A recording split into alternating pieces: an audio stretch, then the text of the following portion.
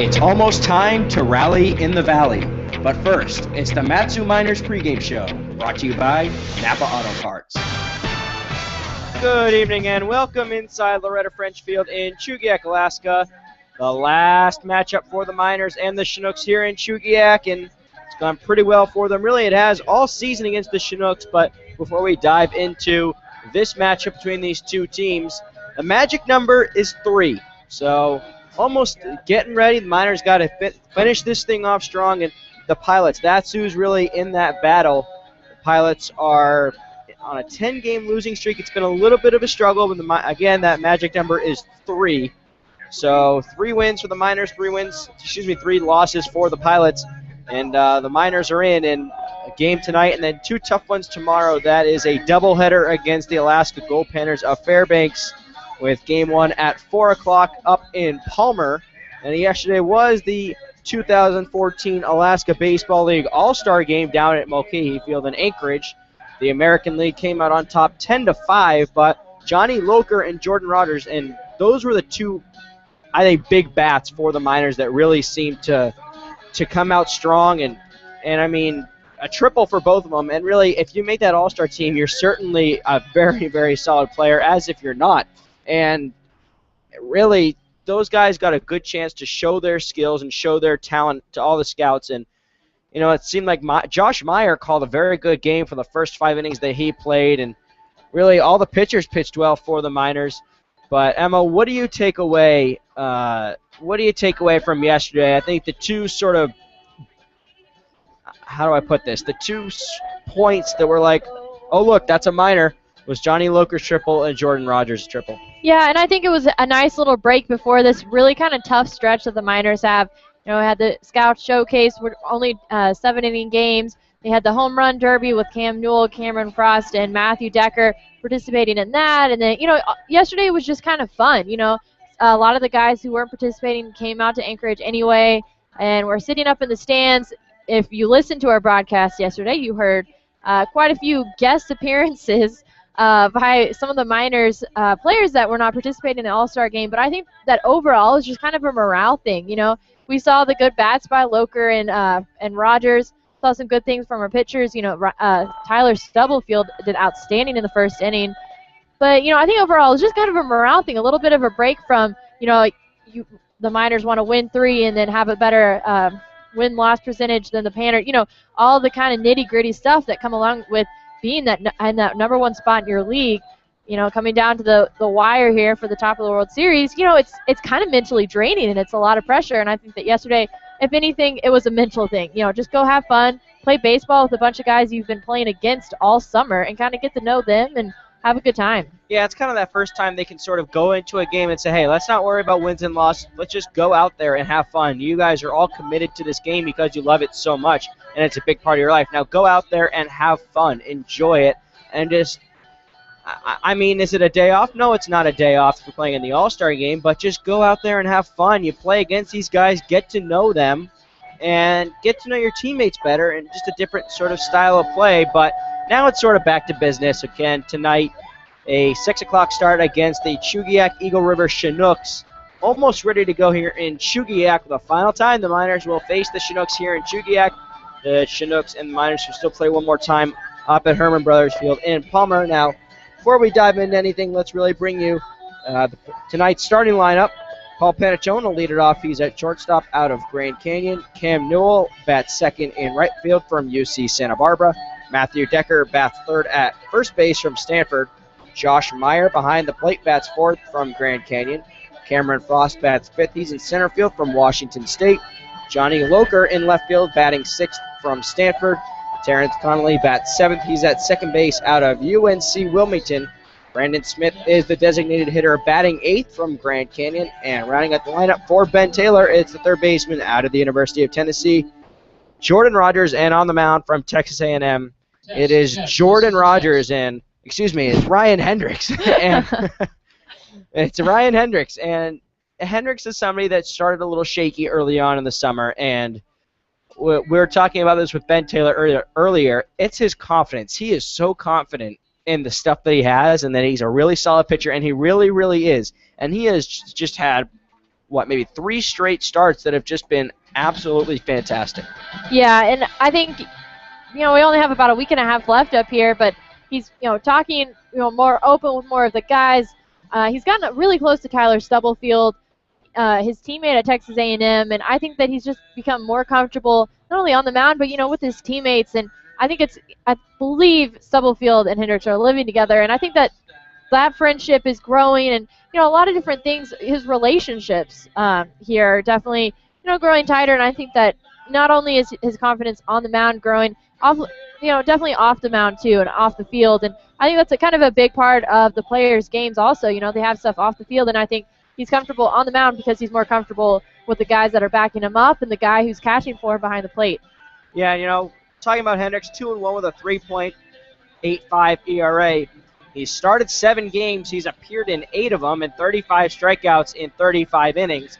And the walks, those have been a little bit of an issue, but that was more early on, and there was an outing on July 9th where he gave up 6 walks in 7 innings, so that certainly doesn't really help. But it's really just been his last 2 starts that have, actually, I could probably say his last 3 starts. On the 16th against the Panthers, that was by far the best one we have seen all summer. He went 7 innings, gave up 3 hits, 1 run. It was unearned, 2 walks, and 4 strikeouts. That was, in my mind, definitely his best start. His ERA went from a 5 to a 3.97, and that's a really big jump right there. And also for Hendricks, he pitched on the 9th against the Chinooks, so that was his start before the Panthers. So that's 14 innings because he went 7 innings against the Chinooks on July 9th. That's 14 innings, gave up just 5 hits and 1 earned run in those 14 innings. And that's really, really strong. And I think this is an opportunity. I had said, actually, before that game against the Chinooks, I think I had said, this is the time. He's gonna come out, pitch a solid game, and that's going to ride him the rest of the summer.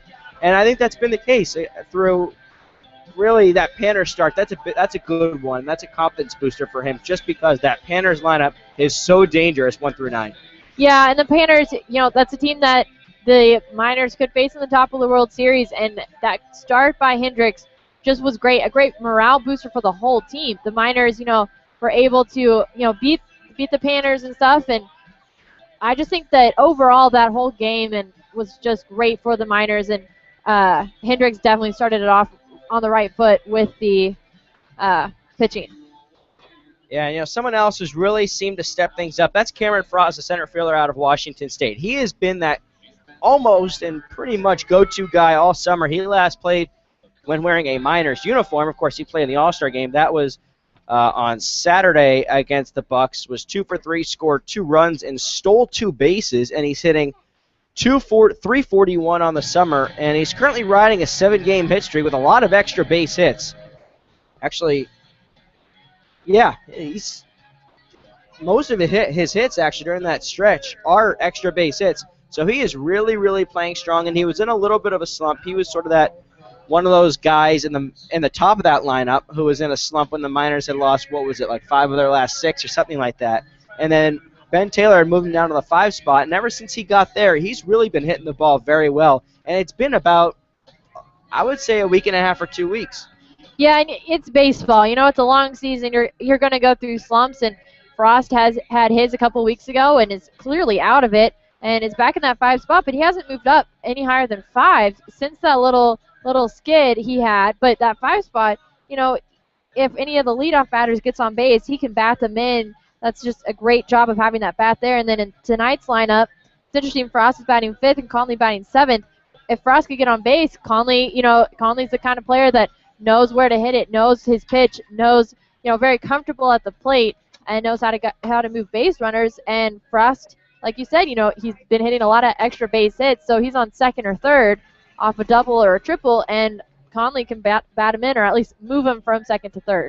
I think the important thing right now is to clinch this division. I think that's exactly what the Miners are focused on. Clinch this division, make sure they're in the top of the World Series, and then get some guys some rest. There are everyday players in there. Paul Panachone has played in, from what I know, from what I remember, every game but one.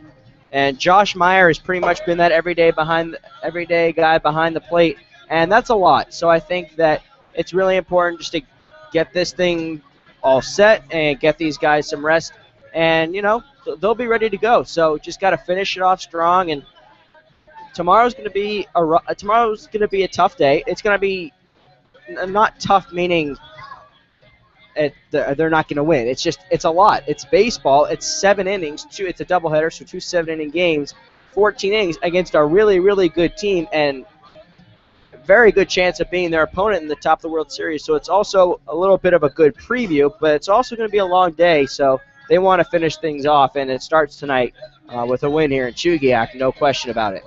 Yeah, and I think that the Miners, just on top of winning their league, they're going to want to win out the whole thing. They're going to want, if the Panthers are on top, especially the Panthers are on top, they're going to want to beat them in that win-loss category.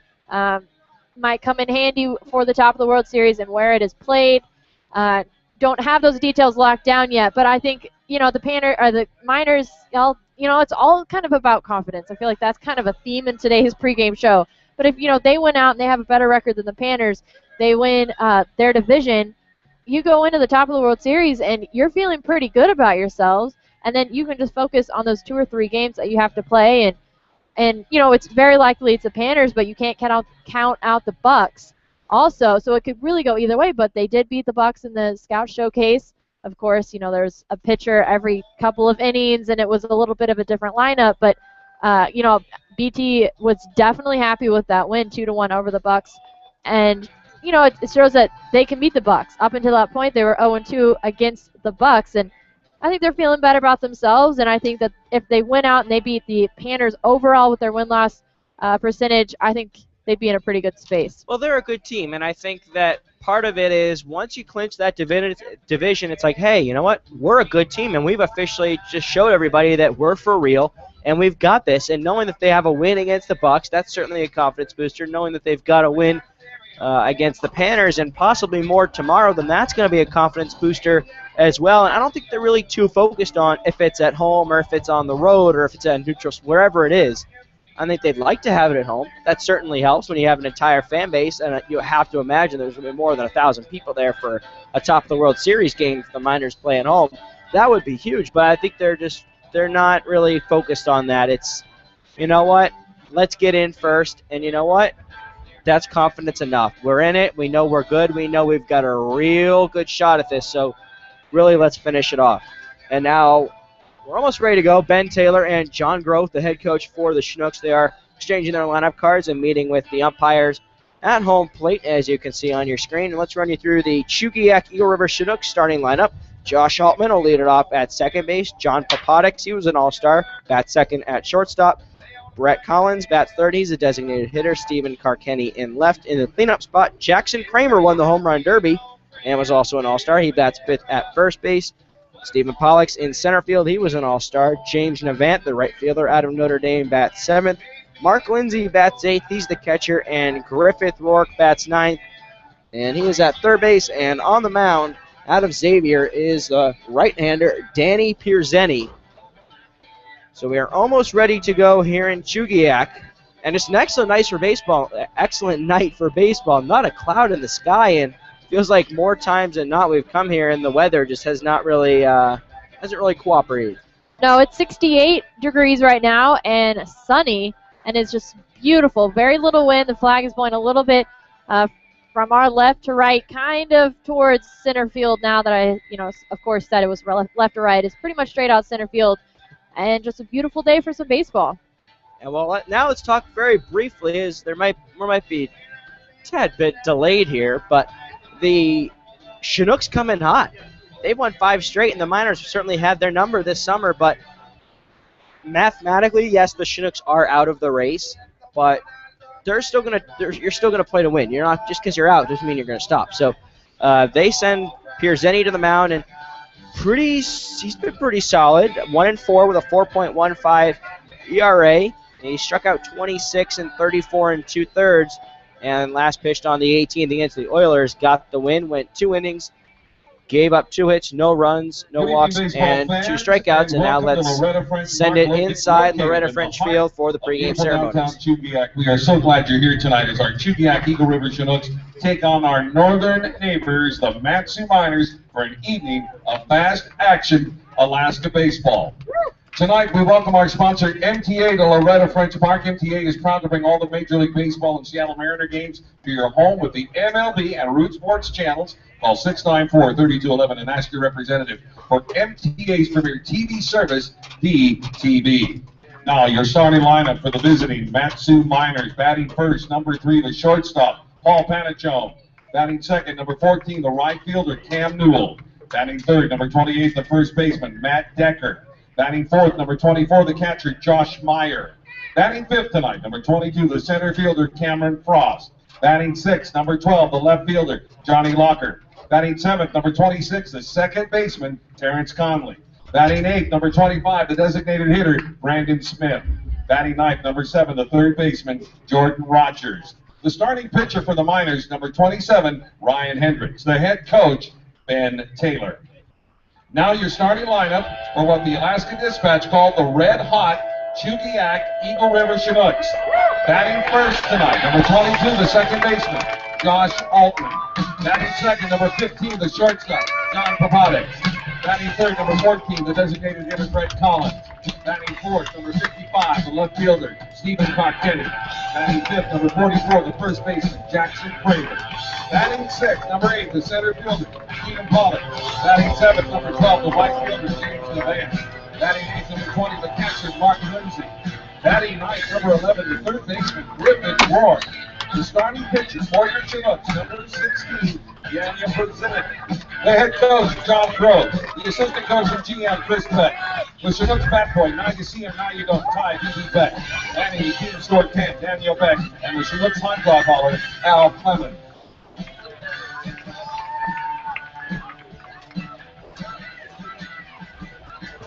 Ladies and gentlemen, boys and girls, would you please stand for the singing of the national anthem? We welcome tonight freshman and class president at Chugiak High School, 14-year-old Savannah Simpkins.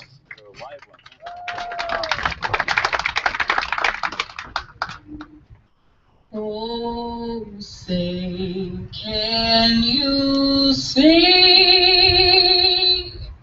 by the dawn's early light what so proudly we hailed at the twilight's last gleaming, whose bright stripes and bright stars through the perilous fight o'er the ramparts we watched were so gallantly streaming, and the rockets regular, the bombs bursting in air, gave proof through the night that our flag was still there. Oh, say does that star-spangled banner yet wave o'er the land of the free, yeah, and the home of the brave.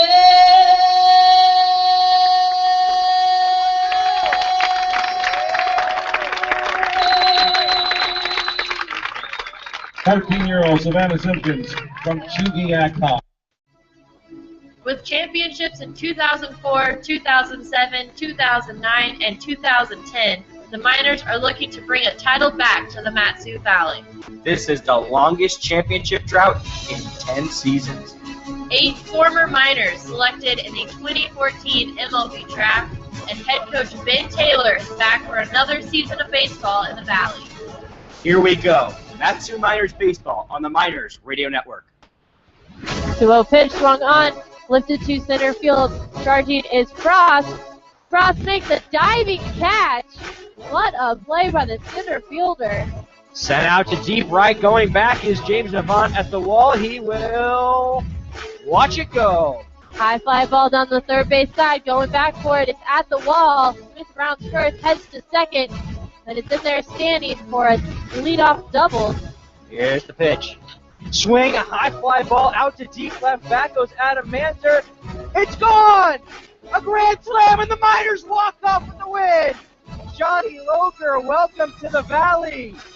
And now, the voice of the Miners, Austin Pollock and Emma Tiedemann on the call right now.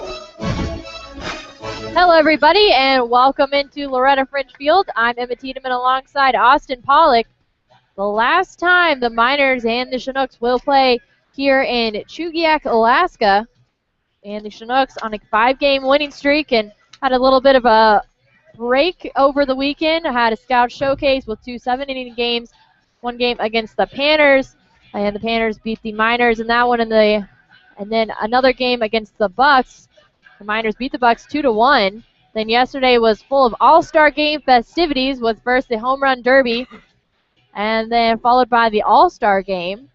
And 11 Miners were in that game, and a great showing from the Mat-Su yesterday. And if you had the privilege to listen in to our broadcast yesterday, you were able to hear Matthew Decker, Terrence Conley, Brandon Smith, Keith Christopher, Kevin Christopher, and the 2 Chugiak broadcasters, Garrett Mansfield and Jordan Herod, on and to help us kind of bring another side to the All-Star Game. You know, it was the Miners played with Chinooks and Pilots, and the Chugiak broadcasters helped us out. You know, talked about Kyle McDormand and Thomas Altamont, but back down to business here in the final week and a half, the last stretch before the top of the World Series, and Miners looking ahead to that. And Paul Panachone, the shortstop, will start things off here in the top of the first with Danny Prezini on the mound for the Chinooks.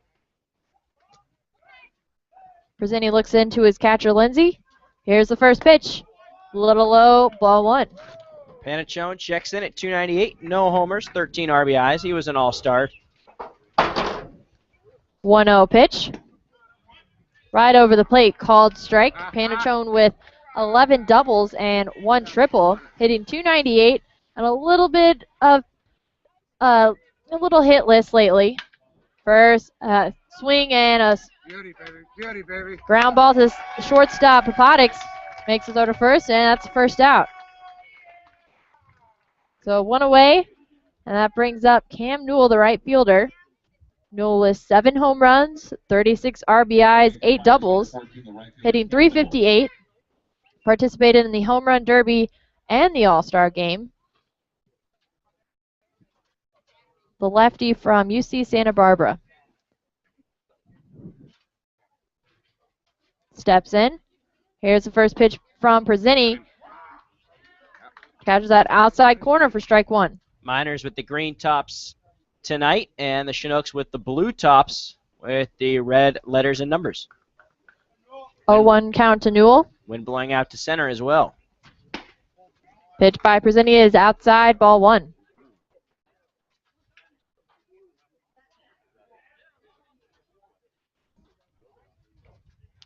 Outfield for the Chinooks shifted a little bit into right.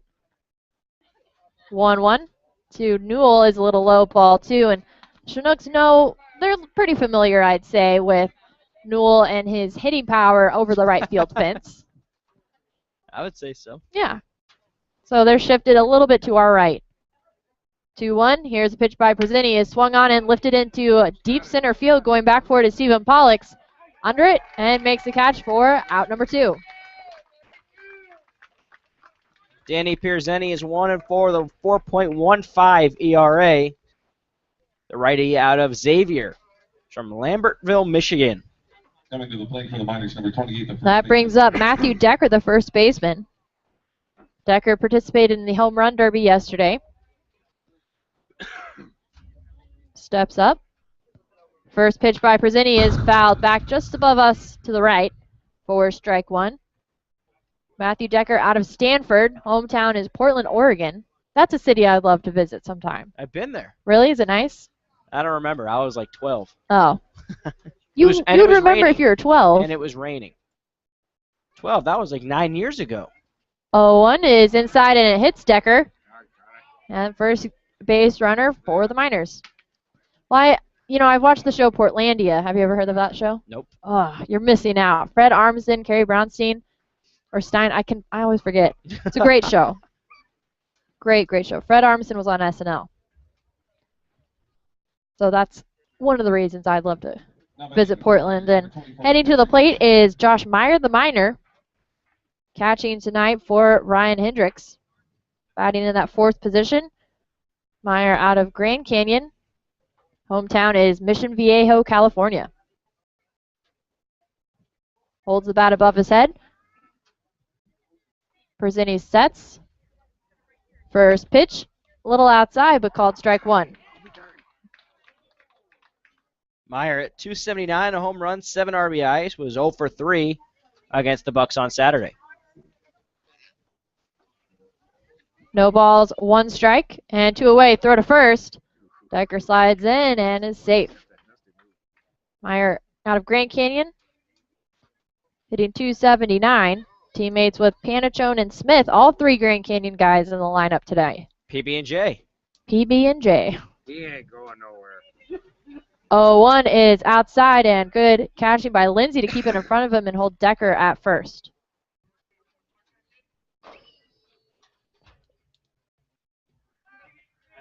Good, buddy. How you doing? Outfield playing straight away with the wind blowing out center field. Meyer sets. 1 ball, 1 strike. Pitch on the outside. Ball 2. Decker with a lead off of first heads back to tag up. Nobody's on that hill in left field. Nope, there were 2 dogs running up it when we got here. About 4. 2-1 is ground ball to the shortstop. Apotix scoops it up, throw to first for the put out at second base for Matthew Decker. No runs on no hits, no errors, and 1 left on as we head to the bottom of the first. Scoreless through half. You're listening to the Matsu Miners Radio Network.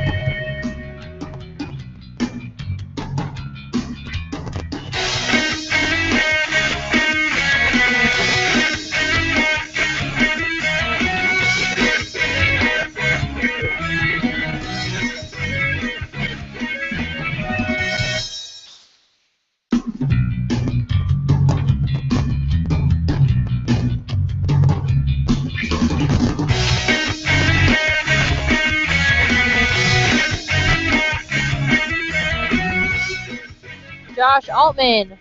Heading to the plate for the Chinooks here in the bottom of the first. Ryan Hendricks' first pitch is strike one to Altman. Hendricks with a 2-1 record out of Texas A&M. 0-1 is swung on and ground ball to the shortstop Panachone. Throw to first. 1 out. Hendricks through 35 innings pitched has given up 26 hits, 17 runs, 15 of those were earned, 20 walks, 35 strikeouts. Has started 7 games. This is his 8th with an ERA of 3.85. Now at the plate is John Papadix, the shortstop. Papadix with 4 RBIs, 4 doubles, hitting .370. First pitch by Hendricks is a little high and inside for ball 1. Papadix out of the Masters College. I got to meet him yesterday. 1-0 pitch to Papadix. Little low for ball 2. Outfield playing straight away for the Miners. Loker in left field, Frost in center, Newell in right. Hendricks with the sign from Meyer. Here's the 2-0. Swung on and lifted into shallow center. Going back for it is Conley, and Frost coming in. Frost waves him off and makes the catch for out number 2. 2 quick outs here for Hendricks. Gotta feel good about that. Oh, yeah. Good way to start this game off. And that brings up Brett Collins, the designated hitter. 7 RBIs and 6 doubles. And in the infield for the Miners, Rogers at third, Panachone at short, Conley at second, and Decker at first, with Meyer catching for Hendricks. First pitch to Collins, called strike right over the plate. Beautiful pitch. Wind now slowly blowing into the center field. 0-1 is a little outside for ball 1.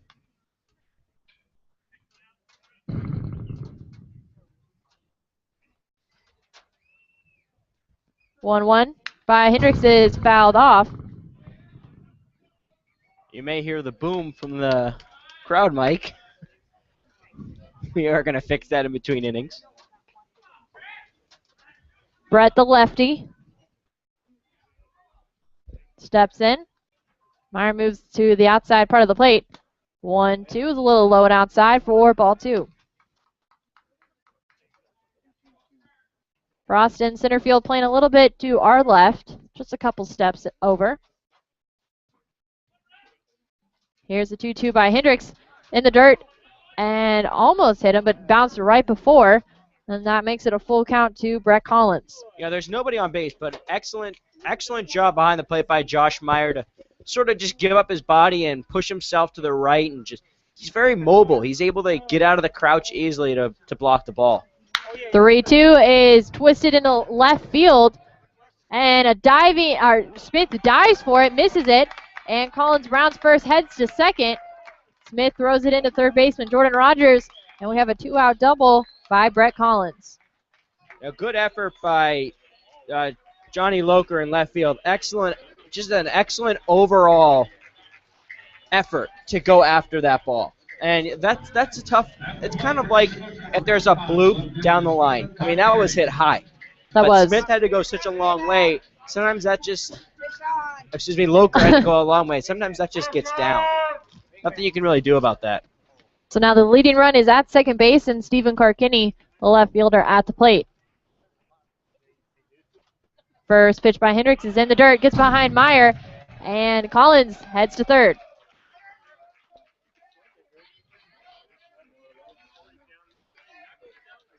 Carkinney with the 1-0 count, but the leading run is at third base, and Stephen Carkinney. You know, now the role for Hendricks right here. This sort of switches everything up with that go-ahead run. Now at just 90 feet away at third base, got to focus more on the pitches, and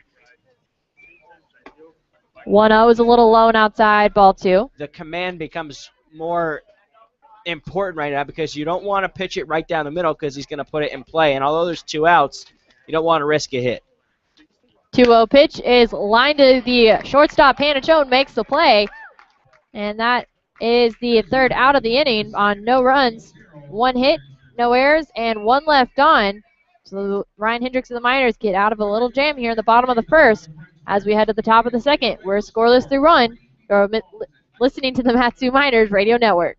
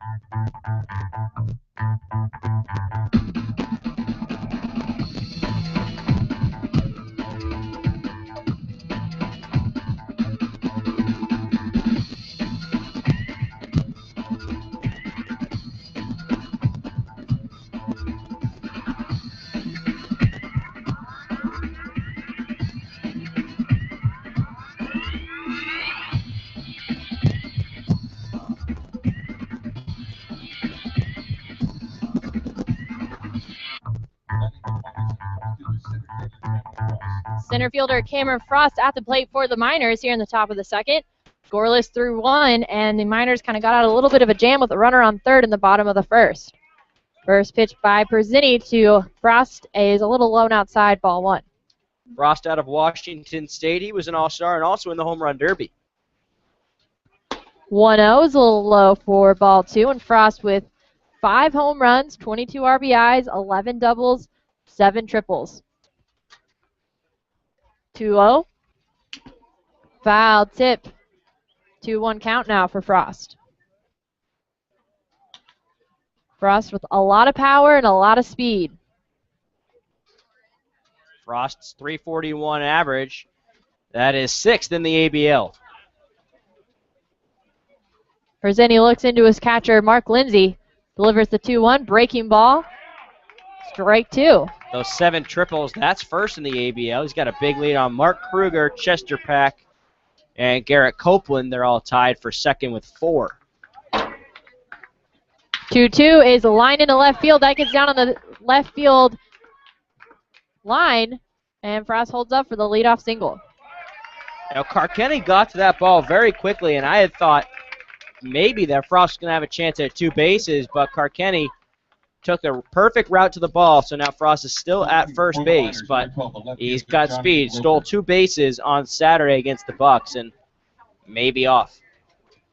Brings up Johnny Loker, the left fielder. Loker out of Stanford. Participated in the All-Star game as a designated hitter. First pitch is swung on and fouled on the third base side. Loker has 3 home runs, 8 RBIs, 5 doubles, no triples on the season, hitting .344. And his parents and family have been visiting up here in Alaska. Very, very nice people. Miss Loker cooked enchiladas. 0-1 is a little low, ball one. Oh, they were good. They were so good. She also brought us some snacks, actually, before the All-Star game yesterday. Yeah, some chocolates and what was the other? I don't know what they were, but they were good. They were. I never heard of them before, but they were delicious. Throw to first. Frost is safe. All the parents we've met have been very, very nice and very friendly. Oh, yes. Especially when they cook for us. Miss Simmons' food also was so good. He ain't going nowhere. 1-2 hits him high in the shoulder. Moves Frost to second, and Loker now at first. Good situation right now for the Miners to do some damage with the bats. Now runners at first and second, nobody out. And it's a pretty good speed on the bases as well. And Terrence Connolly coming to the plate, who's really hit the ball well of late. Conley, the second baseman out of UNC Wilmington, the lefty. 8 RBIs and 3 doubles. He dropped his bat. He was pointing. He was pointing the bat out to the pitcher while the pitcher Perzeni was looking into the catcher Lindsay for the sign, and he just dropped the bat. Perzeni has the sign from Lindsay. Sets. Quick look at second. Here's the pitch. Terrence shows bunt, pulls back. Instead, it's ball one. Terrence has his average above 300 at 302. Was 1 for 2 against the Bucks on Saturday. Infield now playing in. Shows bunt again. Drag bunt down the third base side. Terrence is not able to make it to first in time, but Frost moves to third and Loker to second. Uh-oh, bad bat. He's gonna get hit. Job well done right there by Terrence Connolly. That's all he has to do. And we had talked about this with Ben Taylor before the game. Terrence always seems to do something that just helps the team. It may not show in his stats, and for most of the season he was hitting around 240, 250, but he was always doing something, whether that's moving runners along, and that's what he just did right there. That brings up Brandon Smith. Smith out of Grand Canyon, the designated hitter tonight. First pitch by Prezini is very inside for ball one. I wish everyone could have seen Brandon Smith yesterday at the All-Star game. He looked like he was dressed like a scout. He looked exactly like a Oh scout. yeah, 100%. Carrying the radar gun, had a hat, sunglasses, button-down shirt. 1-0 is a little low for ball two. Did a great job broadcasting. Also, he was on with Terrence Conley, and the two of them were talking about where they, take people on first dates and stuff like that. Important stuff, I guess. Conley said an Italian restaurant, and Smith said McDonald's, and he swings and ground ball to the shortstop, Apotix. Throw to first. Smith is out, but Frost scores. Loker stays at second, and Smith is out.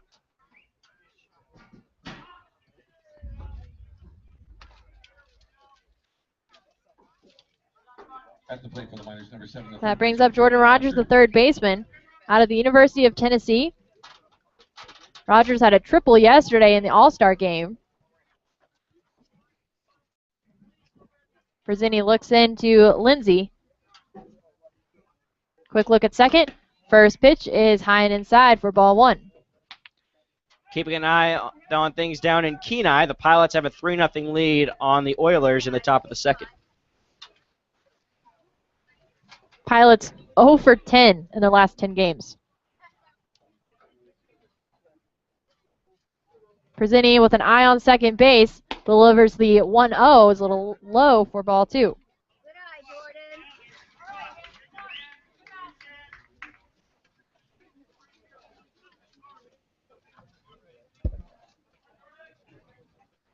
Rogers now with the 2-0 count.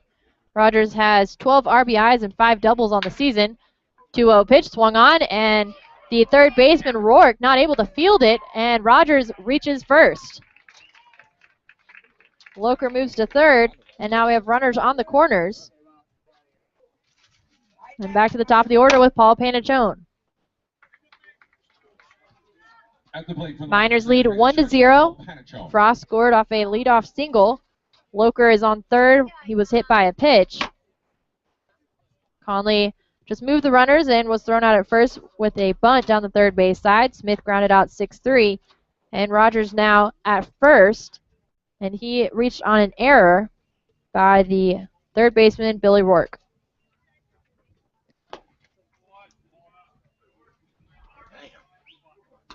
Damn. 1-0 pitch with 2 away and runners on the corners.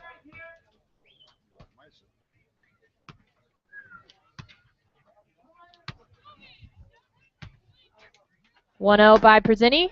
A little low for ball two. Tyler Stubblefield and John Farindelli have joined us in the booth now. Good to have y'all back. 2 members of the National League All-Star team.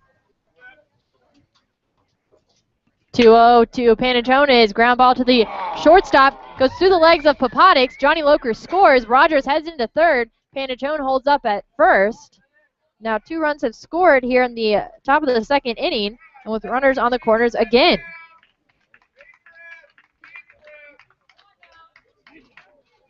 Now Jordan Rogers is at third base, and Panachone at first, and Cam Newell at the plate. That's back-to-back errors committed by the Chinooks. Rogers reached on an error by the third baseman, Griffin Rourke, and then Panachona reached on the error by the shortstop, John Papadix. And now with runners on and 2 outs, Cam Newell. Newell 0 for 1 this evening. Had to fly out to deep center field in the first inning. First pitch is a little high for ball 1. Newell with 36 RBIs on the season, 8 doubles. Again, that outfield is shifted a little bit to our right. Presini sets for the 1-0 and delivers. It's a little low for ball 2. Other action around the league. Panthers and Bucks tied at 0 in the bottom of the third at Mulcahy Field in Anchorage. That's a doubleheader, actually. It's an 8 o'clock game as well.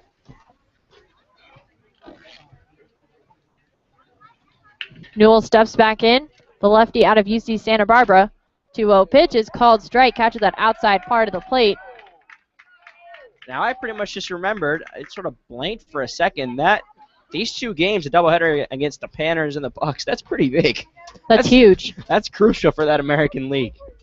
Well, for the Bucks especially. Yeah, they're down. If they want to make it into the top of the World Series. Throw to first. Panachone is safe. 2 balls, 1 strike for Cam Newell at the plate. 2 away here in the top of the second. Miners lead 2-0.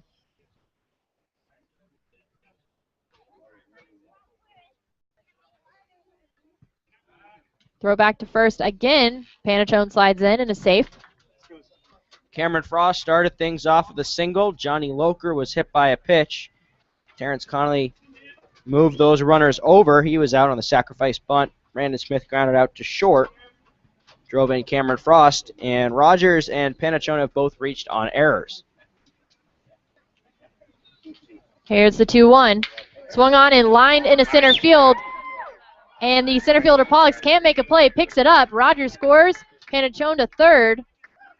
And Newell with the RBI single.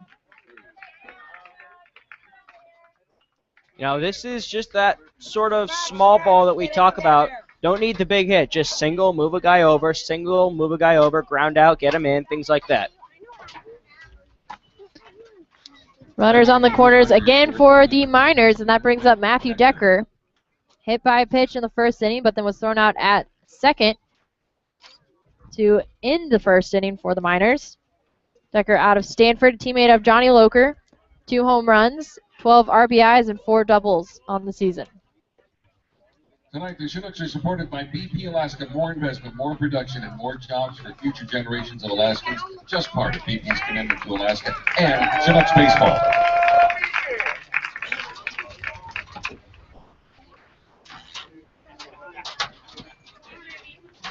We'll meet in on the mound with the pitcher, Danny Presini.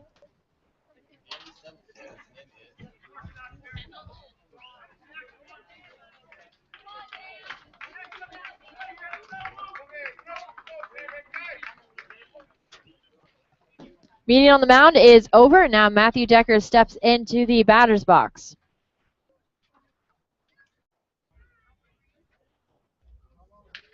Presini, a junior out of Xavier University. First pitch is a little low and outside, ball 1.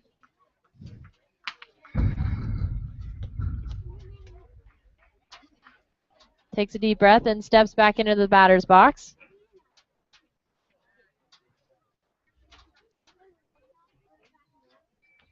.1-0 pitch right over the plate, but a little low. Ball 1. Decker participated in the home run derby yesterday. Came up a little short. The Miners actually hit no home runs yesterday in the derby. It's just a fun activity. Jackson Kramer of the Chinooks won the derby. 2-0. Lined into right center field over the head of the second baseman, Altman. Decker rounds first and heads into second. Panachone scores. Newell will try and score as well. and he is safe. Now the Miners are up 4-0 with Matthew Decker with a 2-run double. Yeah, again, just hit to the right part of the ballpark, does his job, and now the Miners with that comfortable 5-0 lead.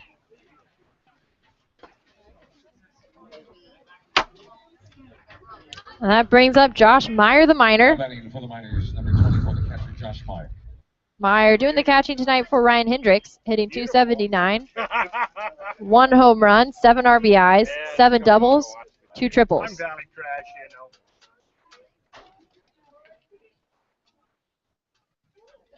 First pitch is a little low, ball 1. Yeah, he's wobbly out there. 2 outs, the Miners lead 5-0. Matthew Decker on second. Here's the 1-0 to Meyer. Called strike right over the plate. Yeah. Nice spot for him. Man, what a beautiful view. Meyer out of Grand Canyon. Yeah, I remember when it was just a big pile of gravel with a crusher. Oh, yeah. Preseni sets. I watched him move it. And here's the 1-1 ground ball to the shortstop. Papadik scoops it up, throws to first, and that is the 3rd out. But 5 runs score in the top of the 2nd inning.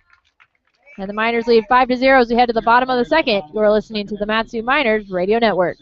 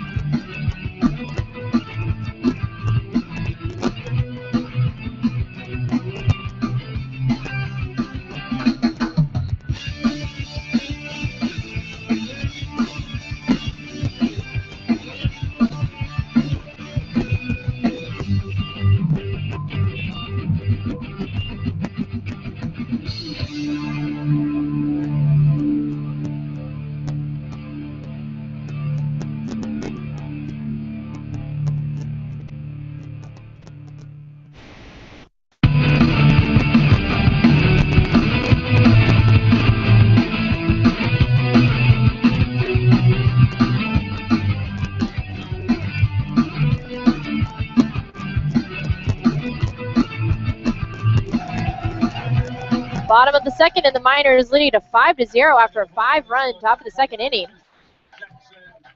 That brings up Jackson Kramer, the winner of the home run derby yesterday. Kramer with 2 home runs on the season, 22 RBIs. First pitch swing is lifted up into shallow left field. Panich on the shortstop goes back for it, under it, and makes the catch. That brings up the center fielder, Stephen Pollux.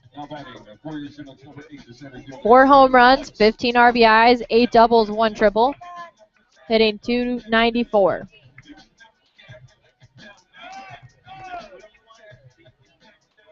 The lefty, first pitch by Hendricks. Little low, ball 1. Hendricks saw 4 batters in the first inning. 1-0 is lifted deep into right field. And it's just foul. Had a lot of power behind it. If he would have kept it fair, that would have been a home run. And if that foul ball is damaged to your car, visit our friends, the locally owned and operated Napa Auto Parts. They're in Big Lake, Palmer, and Wasilla. Visit www.napaalaska.com. Here's the 1-1 by Hendricks, breaking ball upstairs, ball 2.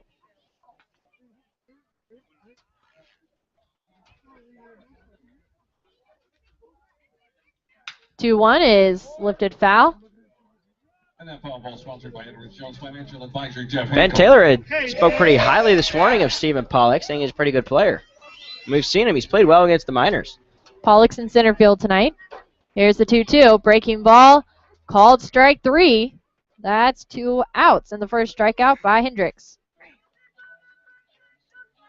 Now, not only has Hendricks just seemed so much more confident in his last couple starts, but he's also had that breaking pitch going, and he said that actually after the start last week against the Panthers, he said that was definitely probably his best pitch, that changeup. That brings up James Navant, the right fielder. First pitch, fastball, 92 mile an hour. Little inside, ball 1. Navant, 1 home run. 1-0 is lifted foul. Navant with 1 home run, 11 RBIs, 3 doubles, 1 triple, hitting .247 in the 7th spot of the batting order. Miners are 7-3 in their last 10 games. Breaking ball, little high, ball 2. Tyler Stubblefield is pointing to about 4 people sitting atop that hill in left field. 2-1 is lifted into foul territory. Meyer, the catcher, gives chase and can't hold on to it. So that evens the count at 2 balls and 2 strikes. May have lost that one in the sun. Yeah, I think he did. Looked like it had a lot of movement also. He was moving around.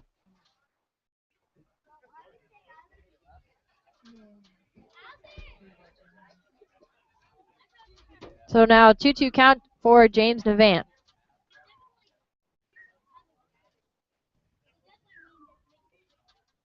Here's the pitch by Hendricks.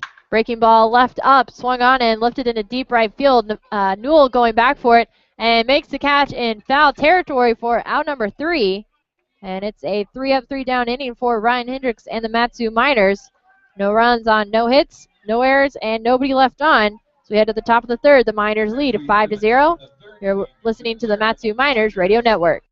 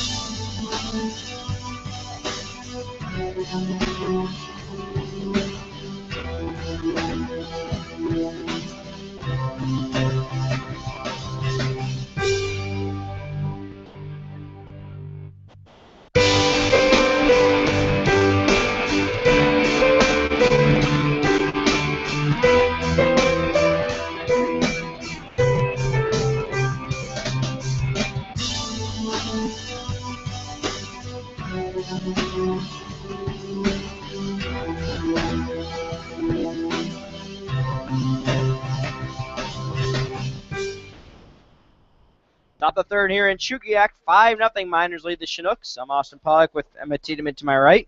At the plate for the Miners, number Cameron Frost, Johnny Loker, Terrence Connolly to lead things off against the righty out of Xavier, Danny Pierzeni. Pierzeni looks in, he kicks, and here's his first pitch to Frost. It's a breaking ball, it's low and swung on and missed for strike 1. Frost singled in the 2nd, scored on the ground out by Brandon Smith. Hitting .341 entering tonight's game. 0-1, here's the pitch. Broken bat dribbler down the first base line. That's picked by the first baseman, Kramer. He flips to the pitcher, Pierzeni covering the bag, and Frost is retired for out number 1. And Frost almost beat him out. That was, that speed we see from Cameron Frost, and saw that in the Scout Showcase and the All-Star game this weekend, and close call, but the Chinooks are able to make the play. Here's Johnny Loker out of Stanford. Hit by a pitch in the 2nd and scored.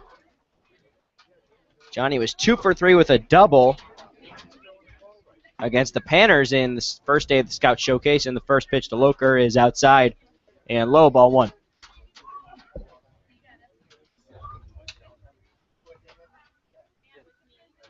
1-0.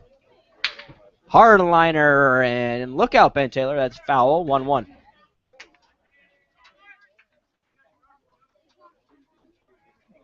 One away, a 5-0 lead for the Miners. Here's the 1-1. Off speed, low and away, 2-1. Outfield is straight away. Terrence Connolly on deck. Pierzeni wants a new ball. Wind blowing to about right center. Keeps moving around, though, the direction. We've seen a lot of wind in the last couple of days around here. Here comes the 2-1 pitch. Fastball driven out to deep right center. Going back is Pollux at the track at the wall, and that ball is off the wall. Loker rounds first, heads into second, and he's going to try for third, and he's going to stop, and the throw in, the tag by Kramer, he's safe.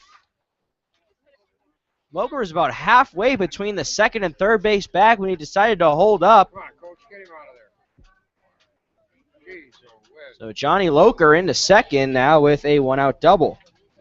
Batting for the Miners, number 26, the second baseman, Terrence Connolly. There is Terrence Connolly. Sacrifice bunt in the second inning. That moved Frost to third and Loker to second.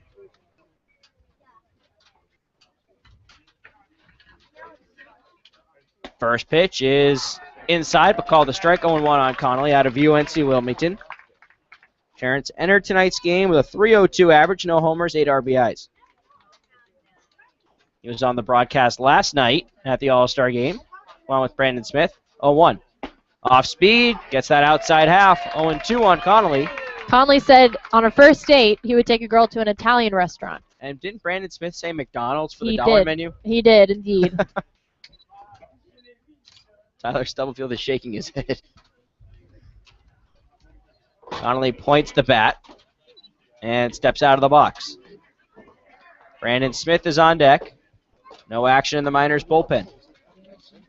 Outfield straightaway. Someone trying to hike up that mountain in left field. Mountain, hill, whatever you want to call it. I think it's more of a hill. A steep hill. Considering there are mountains everywhere. 0-2 pitch off speed, low and in, ball 1. 1-2. Mountains that take days to hike up around here. Hours. That one takes about 10 minutes. That's a hill. You think you think 10 minutes? I think maybe less. Well, it depends if you need to stop. Pitch is outside, ball 2 on Connolly. 2-2, 1 away. Runners only at second base and Johnny Loker. Connolly bats from the left side against the righty Pierzeni out of Xavier. Pierzeni sets. Looks at second. And delivers the 2-2. Breaking ball, chopper left side, fouled by the Chinooks third base dugout.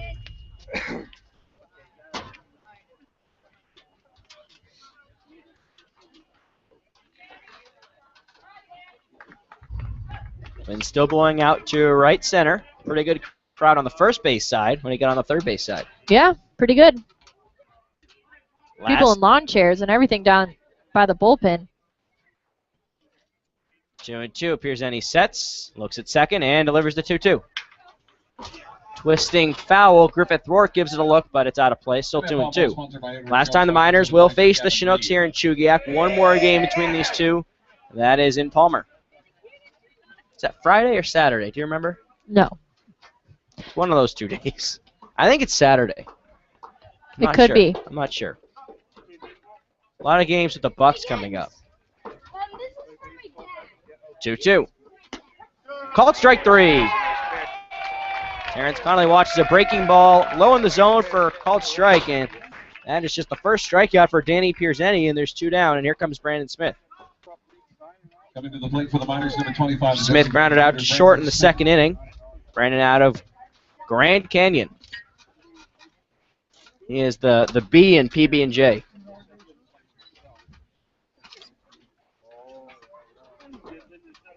Everyone here looks a little confused by that. First pitch. Lifted to deep left center. Going back is Pollux at the track at the wall. Reaches up. And he takes care of it for out number 3. But Brandon Smith really lately he's been giving the ball a quick ride out to left center, and the wind pretty much just kind of holding those pitches in. And it is no runs on 1 hit, no errors, and 1 man left on. We head to the bottom of the third. 5-0 Miners on the Matsu Miners Radio Network.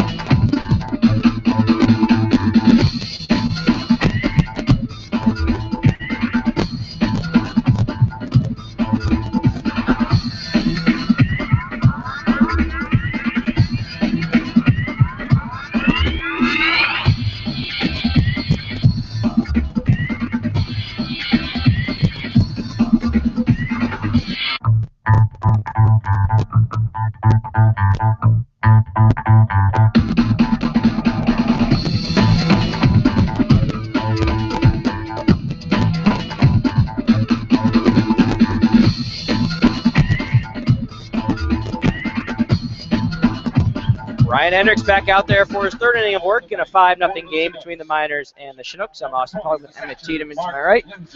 8-9-1. Mark Lindsay, Griffith Rourke, and Josh Altman lead things off for the Chinooks. And the first pitch is fastball in the inner half for a called strike. Lindsay checks in at 212, no homers, 6 RBIs. A 1 pitch coming from Hendricks. In there, called strike again, 0-2. Lindsay, a California native, junior at San Francisco State. Hendricks sets, kicks, and the 0-2. Low and away, 1-2. Lindsay was 2 for 3 with 4 RBIs in Friday's game against the Oilers. 1-2 pitch, here it is. Swing and a miss, gets away from Meyer and goes over toward the dugout. Lindsay will reach first on the drop third strike.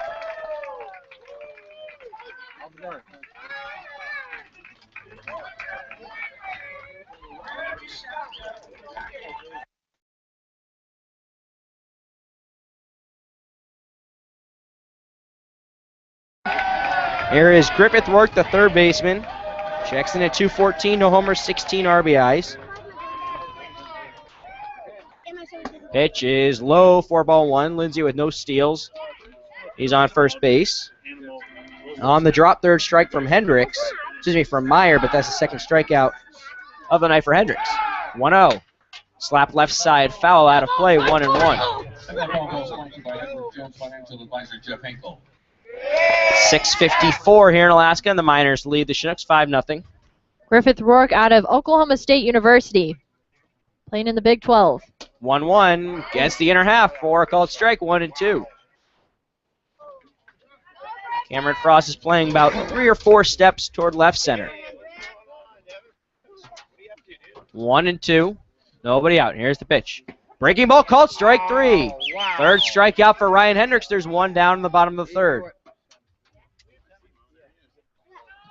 And Rourke certainly, I don't know if it was they disagreed with it, but certainly caught him off guard. I think that was a disagreement. I don't think he was happy with that. I don't think he was happy with the call before, the call with the strike before that also, and I don't think he's very happy. Here's Josh Altman, but a check on Lindsay at first. He's back. Altman 0 for 1. He grounded out to short in the first inning.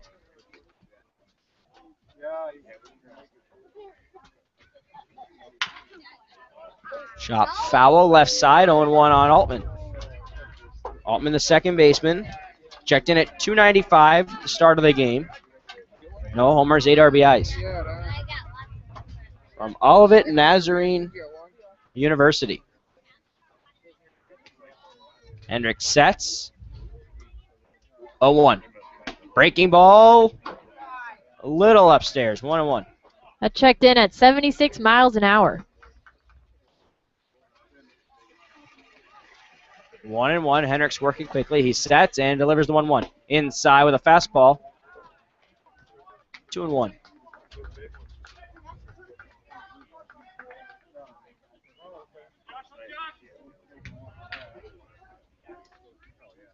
Hendricks with a check on Lindsay at first. He's back. 2-1 with 1 out. 5-0 Miners in the bottom of the third. 2-1. Lifted right side and foul out of play. 2-2. That phone ball sponsored by Everett Jones Financial Advisor, Kevin Green. It's going to be weird going back to, or not coming back to Chugiak after this, and the cheers after every foul ball advertisement. Meyer sets up inside. 2-2. Up and in. 3-2.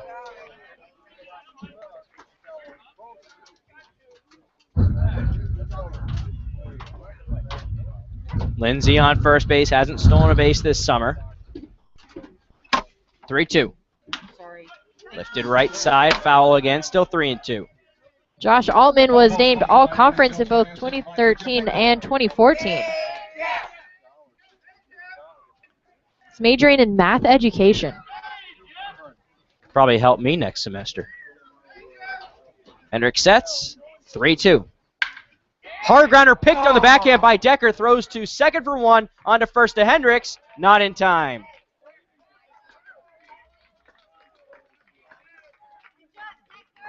Well, excellent effort right there by Matthew Deckers to pick it on the backhand, and they get the lead runner, so that's certainly the plus right there. I think that's what you're going for. You'd like to get 2, but definitely get that lead runner if you can. Yeah, and after Collins reached base and made it to third base, but was left on, you know, we saw 3 up, 3 down in the second, and very few base runners this entire game. Altman is only the third one here in the top, bottom of the third, and yeah, just got to stop those base runners as soon as you can. First pitch to John Papadix is low for ball 1. Papadix flew out to center in the first. He's from the Masters College. He was an all-star. Runner at first is Altman with 5 steals, and he's off. Pitch, throw from Meyer. Catch by Connolly, and that goes into right center. And Altman heads to third, and he's in there.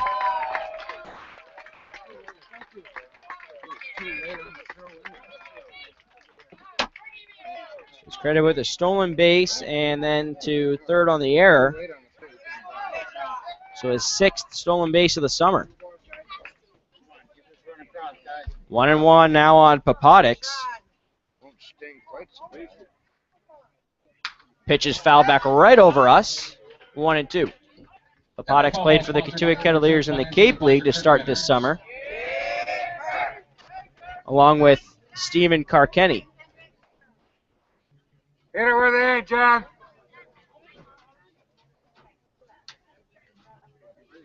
1-2. Chopper, left side, charging Panachone. Off balance throw to first. Got him! Excellent throw from the charging shortstop, Paul Panachone, and that gets Ryan Hendricks out of a little bit of a jam, and it's no runs on no hits, 1 error, and 1 man left on. We are through 3. 5-0 Chinooks. We head to the 4th on the Matsu Miners Radio Network.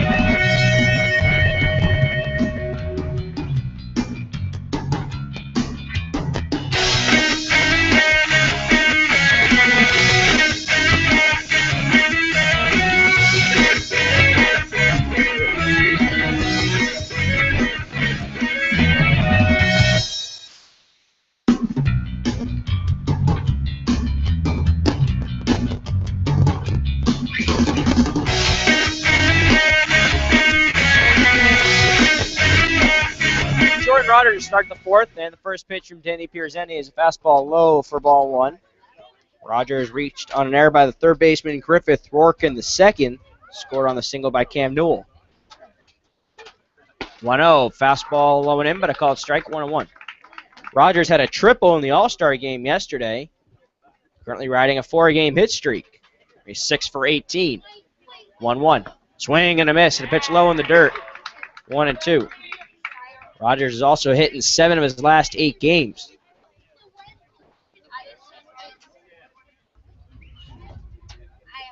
Rodgers, the third baseman out of Tennessee. Here's Any looks into the catcher, Lindsey. He kicks, and the 1-2 to Rodgers. Low and away in the dirt, scooped by Lindsey. 1-2. Rodgers was a quarterback in high school, threw 35 touchdowns as a high school senior. And he is not related to Aaron Rodgers. Not that we know of. 2-2. Chopped off his foot, and that is foul, but lands in fair territory, but foul. Still 2-2. Paul Panaccione on deck. Rodgers also hit .345 with 8 homers his senior year. At 23 at-bats for Tennessee as a freshman, had 3 hits. Also stole 3 bases. 2-2. Swing and a miss, strike 3. Second strikeout for Danny Pierzeni, 1 down in the top of the fourth. Pierzeni is looking better after that really, really rough second inning. Only saw 4 batters in the third. Had a double by Loker, but starting to kind of seem more relaxed now. Here is Paul Panaccione. Reached on error by Papadix in the second.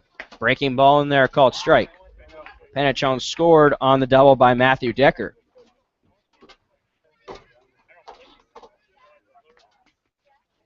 Oh, 1, that's low, 1-1.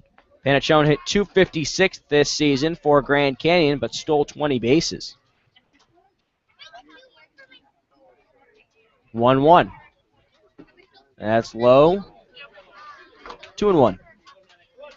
Paul's reached base in 31 of 34 games he's played in.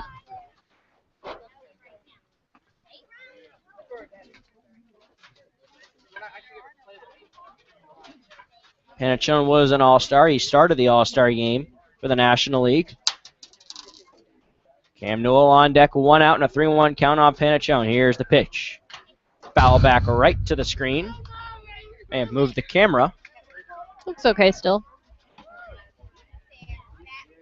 Now 3-2 on Panaccione, the shortstop out of Grand Canyon.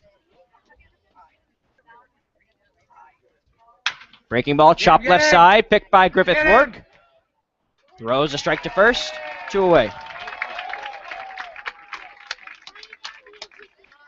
Now we'll bring up Cam Newell, 1 for 2, a single in the second. That single scored Jordan Rodgers, and he flew out to center in the first. First 2 retired here in the top of the fourth. Rodgers struck out swinging. Panaccione just grounded out. First pitch from Pierzeni. Wow. Line into right for a base hit. Right over the glove of the leaping Josh Altman at second base. Now Newell with a second hit, and that'll bring up Matthew Decker. That was just a great hit by Cam Newell, and Altman almost had that. It just went right over his glove into right field. I've actually seen Altman jump twice for a ball. I think they were both from Cam Newell. I think so too. And he jumps. He could jump pretty high. He gets up there. But not high enough for Cam Newell's line drives. Decker swings and misses at the first pitch that was low and away, 0-1. Decker doubled in the second. He scored Panaccione and Newell. He was hit by a pitch in the first. Decker played a year of football in high school. Certainly a good size to be a football player. Check on Newell, he's back. He's also the captain of the baseball team as a junior and senior in high school. 1-1 on Decker. Newell with 9 steals, he's on first. 0-1. Swing and a miss and a pitch in the dirt. Newell leaned towards second but decides to stay at first. Pitch got away from the catcher, Mark Lindsay. Now 0-2 with 2 outs. Josh Meyer on deck. Decker with that deep breath, and he stands in. Points the bat. Points again.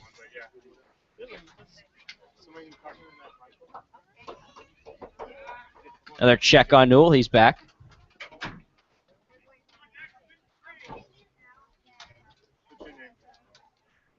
Oh, and 2 outs. Newell on first. Meyer on deck. Pierzeni looks at first. Looks at home. He sets. 0-2. Foul right side out of play. Still 0-2. Decker's hitting 6 of his last 7 games. Now 7.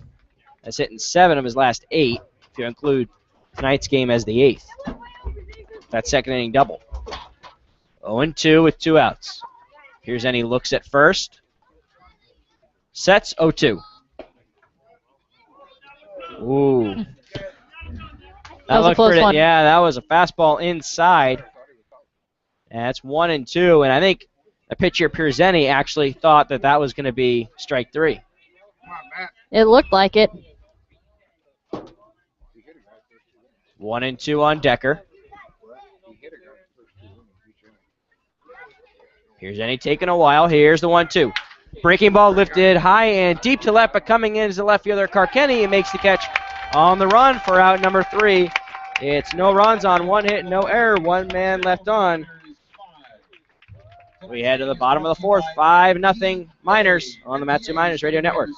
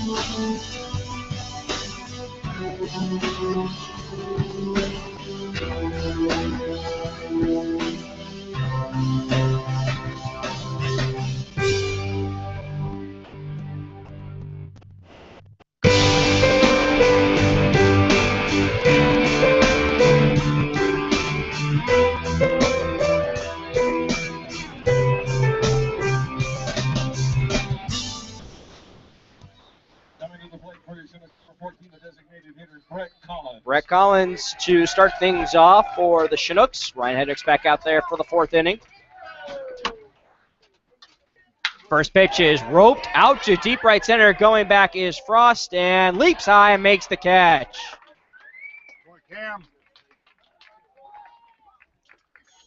Excellent, excellent catch out there by Cameron Frost. And you know he's got all that speed, and that helps him get there. That brings up Stephen Carkenny. Lined out to short in the 1st inning. That was Ryan Hendricks in a little bit of a jam with Brett Collins. Collins was the go-ahead run. He was at 3rd base. First pitch from Hendricks. Fastball in there called strike. Thank you to the Chinooks who just brought us cupcakes. 0-1. Breaking ball. And that's into left field for a base hit between the gap between third and shortstop Panachone. That's a one-out single for Carkenny. That's just the second hit given up by Hendricks. And that'll bring up Jackson Kramer, winner of the Home Run Derby and an All-Star. He popped out to short in the second inning.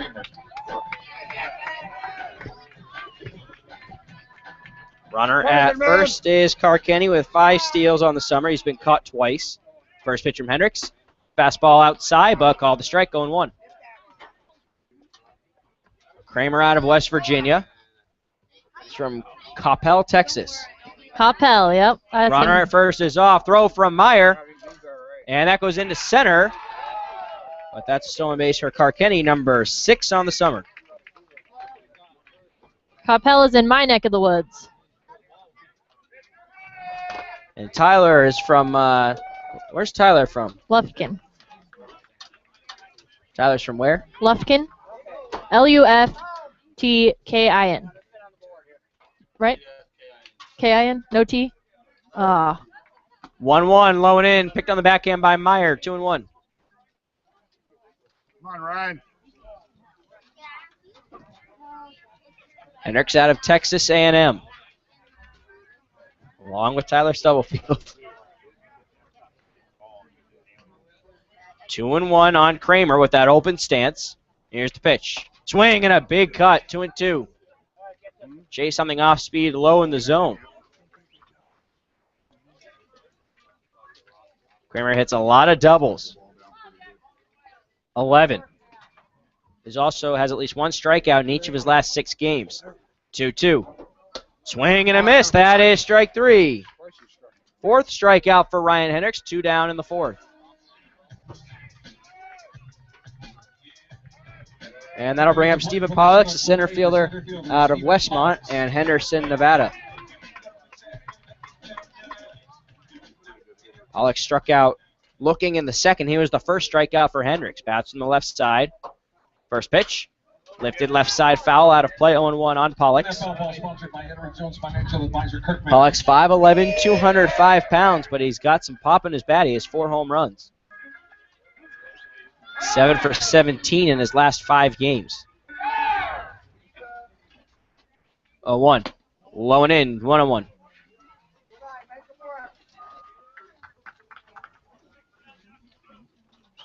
Check on things in Kenai. The Oilers are on the board. It's 3-1 in the top of the 5th. 1-1. Called strike on a fastball. 90 miles an hour. That was in 90. 1-2 on Pollux. Hear that pop of the glove of Meyer.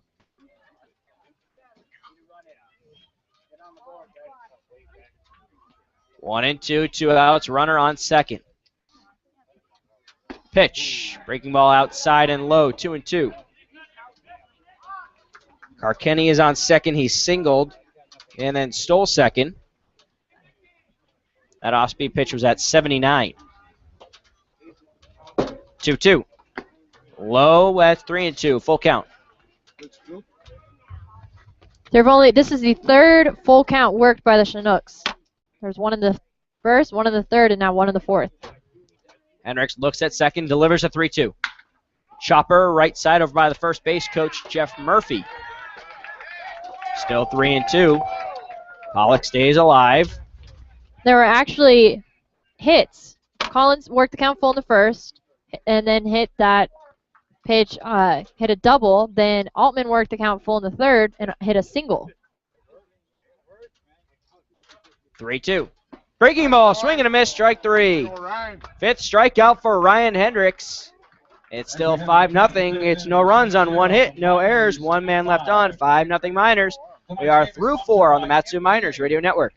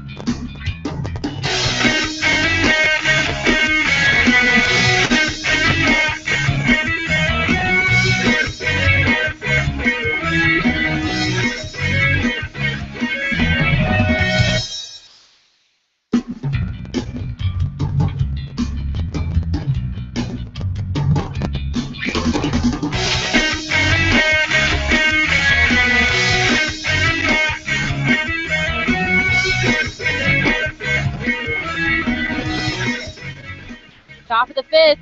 I'm Emma Tiedemann alongside Austin Pollock, Tyler Stubblefield, and John Farindelli. So we are having some cupcakes, courtesy of the Chinooks. First pitch by Perzini to Josh Meyer. Little low and outside, gets behind the catcher Lindsay, ball one. Teaching everyone how to create a cupcake sandwich. Perfect. Tyler Stubblefield just made a perfect cupcake sandwich. So practical. They were quite delicious. 2-0 pitch to Meyer is inside, and Meyer quickly up in the count. 3 balls, no strikes.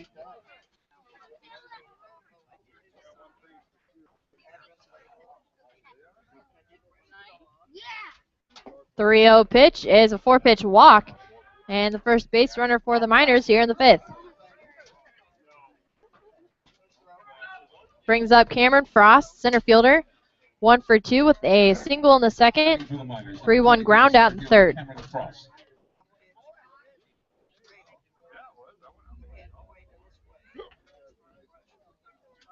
Perzini still on the mound for the Chinooks.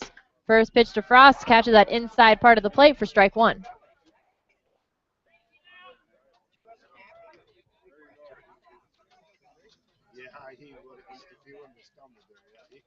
Perzini looks over at first. Gets the sign from Lindsay. Delivers the 0-1, is low and outside. Picked up by Lindsay, got a little bit away from him, but kept it in front of him. Now with the 1-1 count.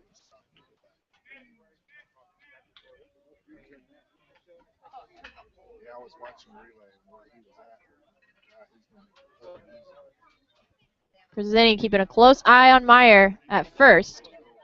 And he steps off the mound. Miners here in the top of the fifth lead the Chinooks 5-0. Miners looking to clinch that league title, send them to the top of the World Series. 1-1 pitch, breaking ball outside for ball two. Update in Kenai, the Pilots lead the Oilers 3-2 in the bottom of the fifth. So if the Miners win and the Pilots lose, the magic number's to 1. Yes. Okay. 2-1 is high and inside for ball three. Right, it's any combination of the Miners winning 3 or the Pilots losing 3. So the Pilots could lose 2 and the Miners win 1, and the Miners are in. If the Pilots lose their next 3 games, the Miners are in even if the Miners lose. 3-1 is broken back, bad ground ball to the second baseman, Josh Altman. It gets behind him into right field. Meyer heads into third, and Cameron Frost reaches on the error. This is the third error of the game for the Chinooks.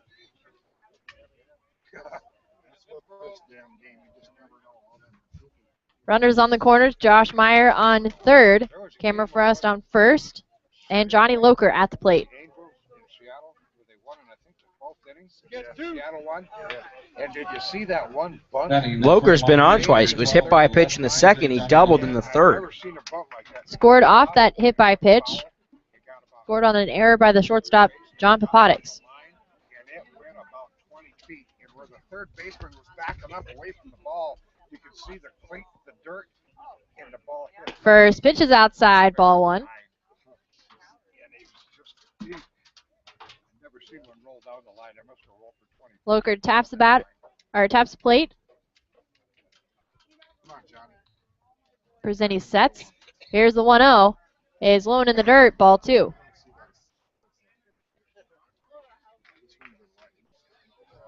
Double header tomorrow.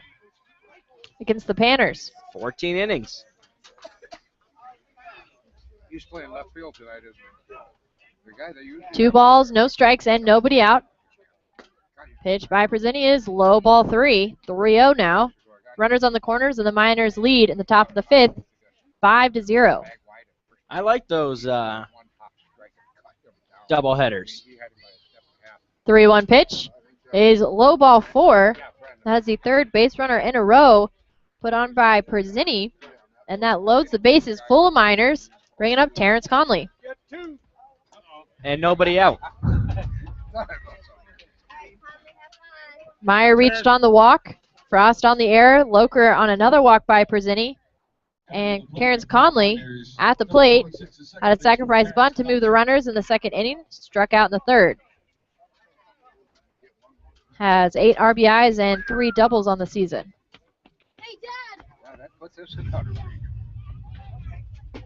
First pitch is a little outside, but called strike. The teams had 5. Well, one guy's run the other night in the paper there. One guy's had 3. The guy usually catches. Conley, the lefty, out of UNC Wilmington. Perzini sets, delivers the 0-1, is lined into left center field. Meyer jogs in, scores. Frost rounds third and heads home. And also Johnny Loker, Terrence rounds second, heads into third, slides in head first. And it's a 3-run triple for Terrence Conley. You know, when we were talking with Ben Taylor earlier today, he had said, you know, Terrence isn't the guy to always get those big hits. He's someone that is just a role player. He moves a runner on base or gets that 1 run in. But occasionally and from time to time, and this is another one of those times, he gets that big hit. And it was maybe about 3 weeks ago he had a walk-off double. So he'll get that big hit. He will, and that is going to bring John Groth out to the mound. And it's actually Chris Beck. Will call it a night for Danny Perzini, and a new pitcher coming in for the Chinooks. We'll bring you everything you need to know right after this.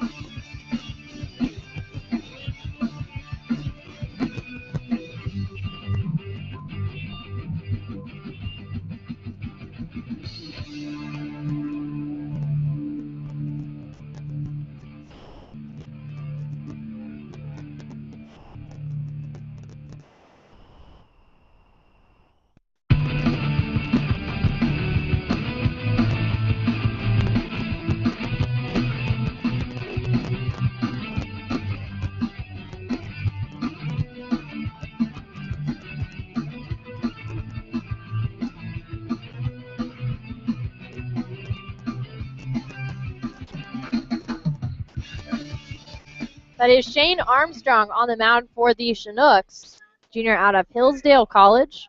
And he is pitching to Brandon Smith of the Miners, with Terrence Conley on third base for hitting a triple to score in Meyer, Frost, and Loker. And Smith swings at the first pitch, now with the 0-1 count. Armstrong is 1-2 with a 5.07 ERA. You might see Brandon Smith in the big leagues. Another swing and a miss by Smith, now down to the count, 0-2. But Armstrong did struggle. That was back on June 16th against the Miners. Got the loss. Went 1 1/3 inning, gave up 6 hits and 10 earned runs, and walked 6. Yep. Yeah, he tried out for Team USA and made it. So I'll be darned. 0-2 pitch is low in the dirt, ball 1. Miners lead 8-0. Top of the 5th, still no outs. 1 ball, 2 strikes to Brandon Smith. Armstrong looks into his catcher, Lindsey. Delivers the 1-2. Lifted into a shallow right field. Going back for it is Altman. Under it and makes the catch for the first out.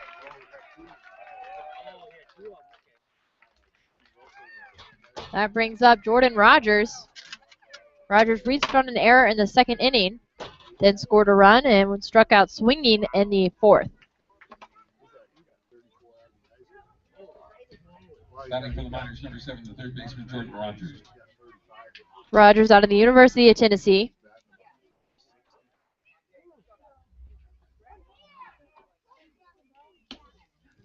First pitch is a little low and outside for ball 1.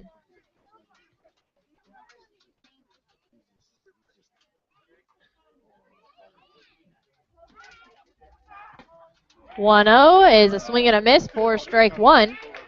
1 ball, 1 strike to Rogers, and 1 away here in the top of the 5th. I liked your tweet. My tweet, simple, gets the point across. Yeah, all you do is put the cupcake on your scorebook and took a picture and tweeted cupcakes in the press box.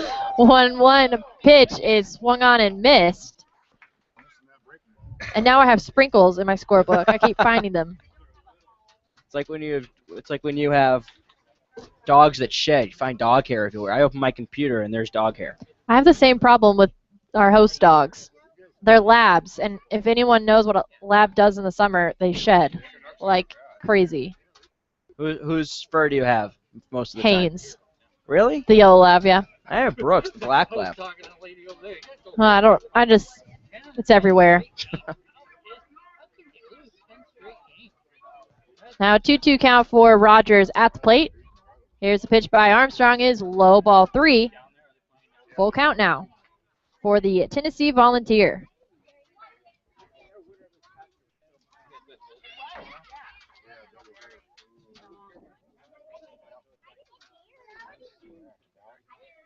Rogers steps out of the box. Are you above your 200 Twitter followers yet? Yes, I am. What But are I'm you at? hoping for 250. 3-2, swung on and dropped third strike. Rogers heads to first. So now runners on the corners. I'm at 288. I feel like you've gotten a lot more lately. I'm hoping to get 300 by the time I leave here. I have 218. That's a very small number. Tyler Stubblefield, 2,291. Just not everyone, as popular as Tyler. We can't all be Tyler Stubblefield. First pitch to Paul Panachone, breaking ball a little inside for ball 1. I have to say that is the greatest Twitter profile picture I've ever seen. I do like that. I like the top photo. That's cool. 2-0 count for Panachone. Armstrong sets. Here's the 2-0 is low and away, ball 3. Panachone grounded out in the first inning, reached on an error in the second and scored a run, then grounded out in the fourth. Conley on third. He had a 3-run triple. Rogers at first. And that is a 4-pitch walk by Shane Armstrong. That loads the bases. Conley on third. Rogers on second. Panachone at first. And Cam Newell at the plate. There's only one out, though, so it's not his kind of situation. But still, the bases are loaded, and Cam Newell is at the plate. 3 grand slams on the summer. 2 against the Chinooks. Yeah, I think that's right. 1 in Palmer, 1 here.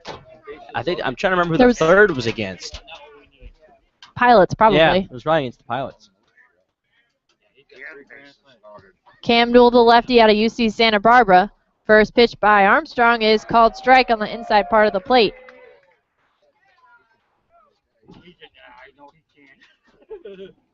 I saw the highlight on the news and the holy moly, he got a hold of that. Newell has gotten on to base. The second inning and the fourth inning, flew out in the first. 0-1 is a little low for ball 1. Bases loaded, one out. Top of the 5th, the Miners lead 8-0. It's been a long wait for Ryan Hendricks. Not sure how long, but sometimes I wonder the best thing to do to sort of keep that arm warm. 1-1 is swung on ground ball into center field. Conley scores. Rogers rounds thirds and heads home. And it is a 2-run single for Cam Newell. Cam just so dangerous when there are runners on, especially the base is loaded. So Panachone is at second now, Newell at first, and Matthew Decker at the plate. Still only 1 out. Now the Miners lead 10-0.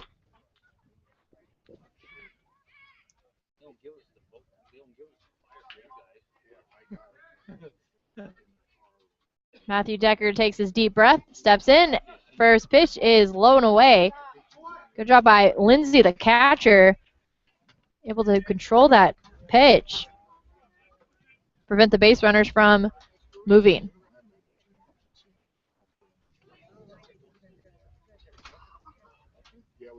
Outfield playing straight away for the Chinooks. Armstrong has his sign, delivers the 1-0, called strike right over the plate. 1-1 count now for Decker.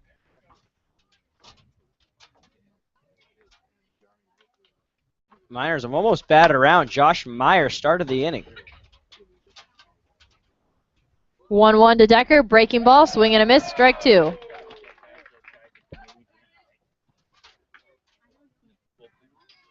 Check on the Pilots, top of the 7th, still 3-2. Anchorage leads the Oilers down in Kenai. 1-2 is low in the dirt. Ball 2.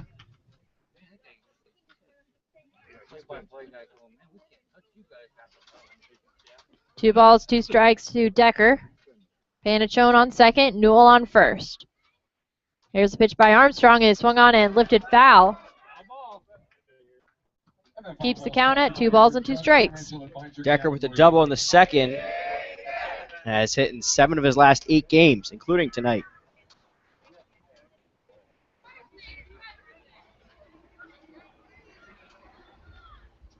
I think there's a helicopter or small airplane flying above the field. I can hear it. Can't see it, though. 2-2 is in there, called strike 3. And Decker heads back to the dugout.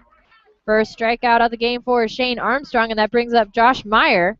And now you've batted around here in the top of the 5th. Meyer led off with a walk and scored a run off the 3-run triple by Conley. And that means it's time to mess up the scorebook.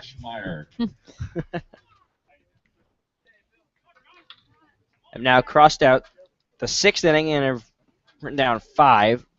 7th now says 6, and so on. Oh, well, I have scorebook through 18 innings, so I scratched out 15, hoping we don't get through 15 innings. First pitch swing back to the pitcher. Armstrong fields it, throw to first, and that does it for the top of the 5th inning. But 5-run score make it a 10-0 ball game. Miners lead. You are listening to the Matsu Miners Radio Network.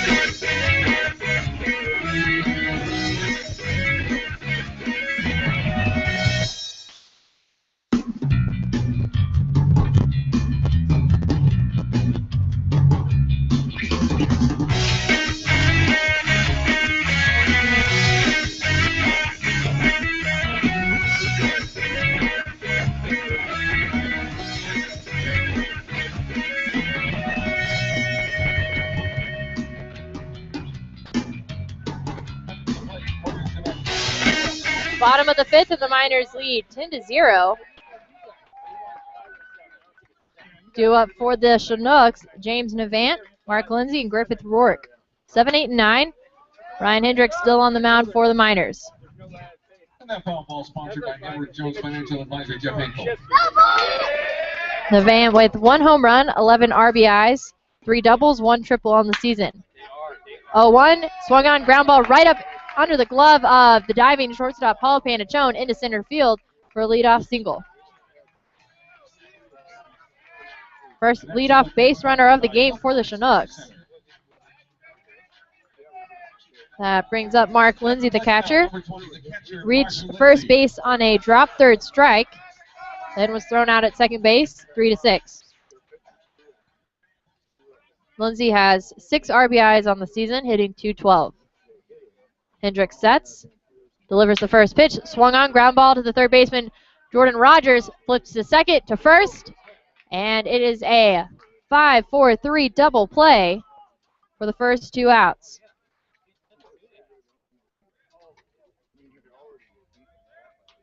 Good job by Rogers. One of the best parts of his game is by far his defense. Really doesn't make an error, and they call they call third base the hot corner. So balls are hit pretty hard that way, and nothing really seems to bother him. He just seems to feel it very naturally, kind of like Hunter Simmons at first base. First pitch to Griffith Rourke is a little high for ball 1. Rourke struck out in the third inning, struck out looking. Here's the 1-0 by Hendricks. Low and hits him. Rourke heads to first, take his base. Back to the top of the order with Josh Altman, the second baseman. Grounded out in the first inning, then reached in the third by a single. Stole second, but then made it to third on an error, but was left on base. Altman with 8 RBIs, 1 double, 1 triple. Leadoff batter for the Chinooks, hitting .295. First pitch by Hendricks is a little low for ball 1.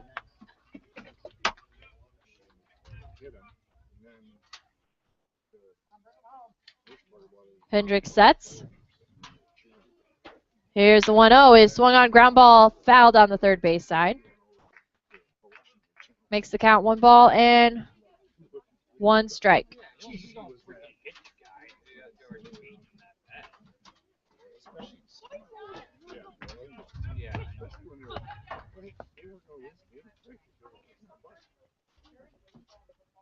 One pitch by Hendricks. Catches that high and inside corner of the strike zone for strike 2. Now 1-2 count for Altman. Now, something I've noticed about Hendricks is when there are runners on and he's in a jam, he's very good at getting out of that jam. 1-2 is lifted into foul territory down the first base side.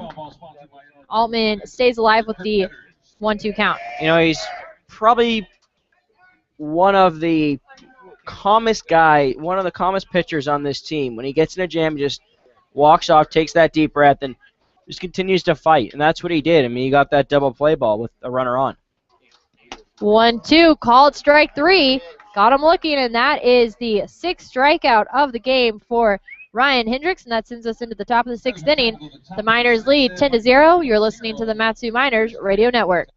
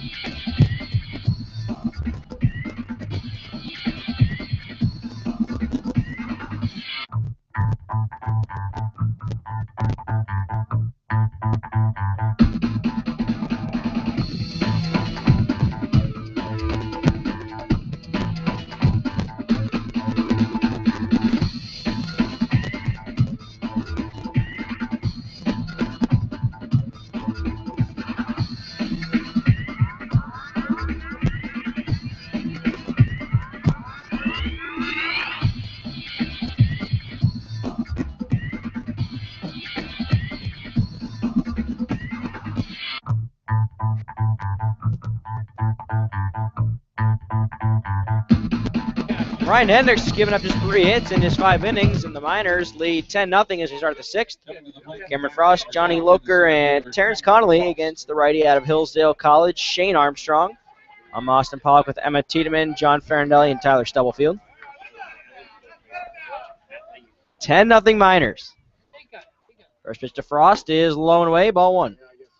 Frost reached on an error by the second baseman Josh Altman in the 5th inning and scored on the 3-run triple from Terrence Connolly. 1-0. Upstairs, 2-0. If you don't already, follow us on Twitter at ABL Miners. Armstrong sets, 2-0. Swing and a miss and a fastball low, 3-0. Excuse me, 2-1. And if you haven't seen it yet, our team store is up and running, matsuminers.org. And click on the store tab. 2-1. Low and away, 3-1.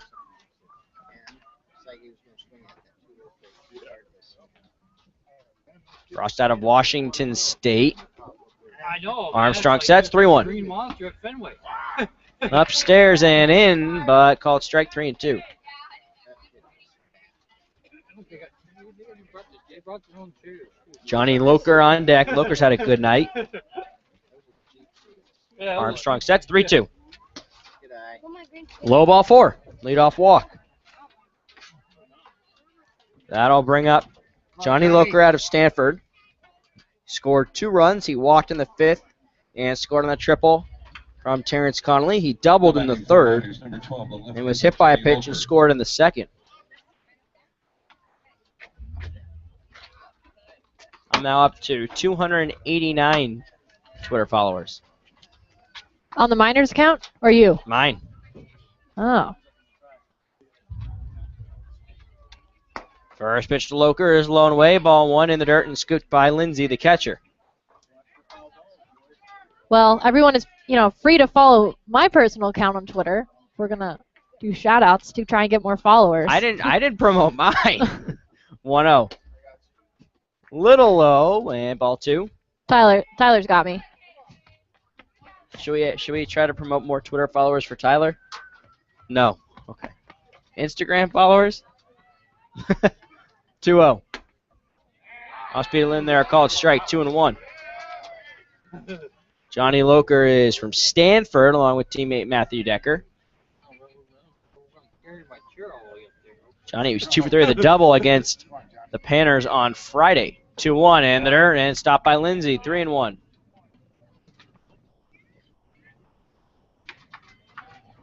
Terrence Connolly is on deck. Conley's had a great night. Yes, he has. 3-run triple. 3-1 to Loker. Fly ball left side, and that's going to tail foul. 3-2. Johnny was 1 for 17 for Stanford and appeared in 39 games.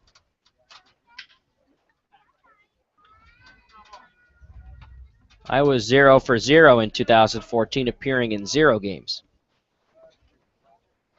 No laughs. Popped up. Middle of the infield. Papadix, the shortstop, makes the catch just to our left of the second base bag, 1 away. Really? No laughs for that. I'll give you my pity laugh. No one laughed. I try. I tried. That's what counts. That's why you have to laugh at your own jokes like I do, so at least there's always someone laughing. I don't like that. No? No. Here's Terrence Connolly, a 3-run triple in the 5th. He struck out in the 3rd. First pitch is up and away. That's ball 1. Runner at first in Cameron Frost. 6 steals on the summer. He's been caught 4 times. Conley now with 11 RBIs. Pitch is a fastball low and in, 2-0. Connolly had 26 RBIs for UNC Wilmington in 2014. At 187 at-bats and had a home run. No home runs for Terrence here, but we see him in batting practice sometimes. He hit a couple out today in batting practice. 2-0, up and away, 3-0. Armstrong struggling with his command here in the top of the 6th.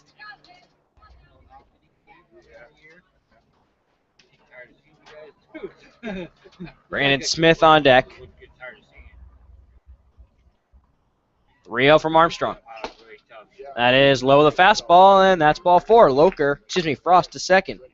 It's a 4-pitch walk. Now Brandon Smith, who's 0 for 3. Popped out to the second baseman, Altman, in the 5th. Coming to the plate for the Miners, number 25, the designated hitter, Brandon Smith. Yeah, we were what, 3-1 on you guys. Brandon wanted Halloween early yesterday. Went to Anchorage dressed as a scout.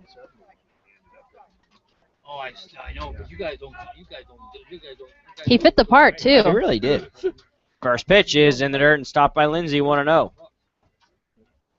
If you're friends with the Miners on Facebook, there's a great picture of him right in the stands, On his looking phone. all serious, like he's scouting these players. We'll find that. We'll put it on Twitter, too. 1-0. Low and in, 2-0. Brandon out of Grand Canyon. Selected by the Washington Nationals in the 15th round of the 2012 MLB draft.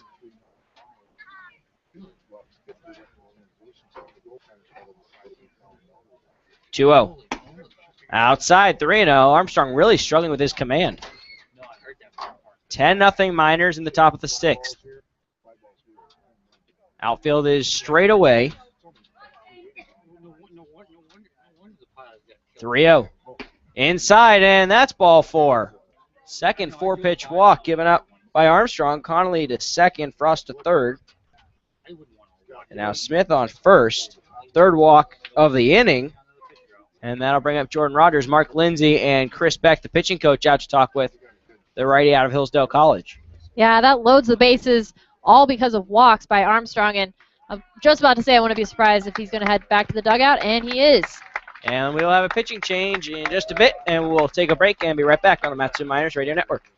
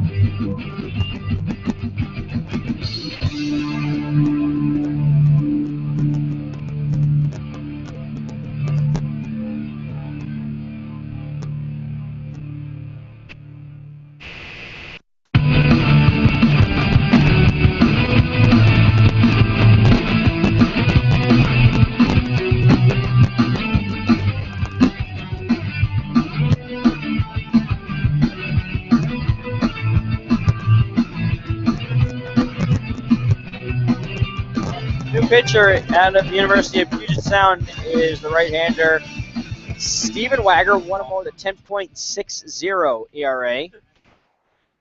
Last pitched on the 18th against the Oilers, went an inning, 4 hits, 2 runs, both earned, no walks, 1 strikeout, and he faces Jordan Rogers with the bases loaded and 1 away.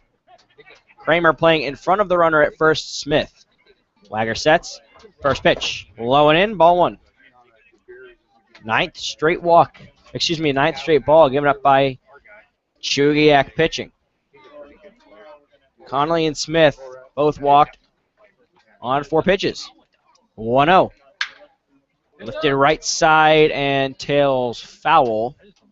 1-1. And if that foul ball does damage to your car, visit our friends, locally owned and operated, Napa Auto Parts. They're in Big Lake, Palmer, and Wasilla. Visit www.napaalaska.com. 1-1 on Rogers out of Tennessee. Here's the pitch. Breaking ball Tailing foul, right side 1 and 2 with 1 away, and the bases And that ball full of Miners. Jones Financial Advisor Jeff Henkel. Wagger faced the Miners on July 10th, went an inning, gave up 3 hits, 2 runs, both earned, 1 walk, no strikeouts. 1 and 2, he sets. Here's the pitch. That's low, 2 and 2. Rogers much more of a contact hitter than a power hitter. No home runs, but hits well with men on.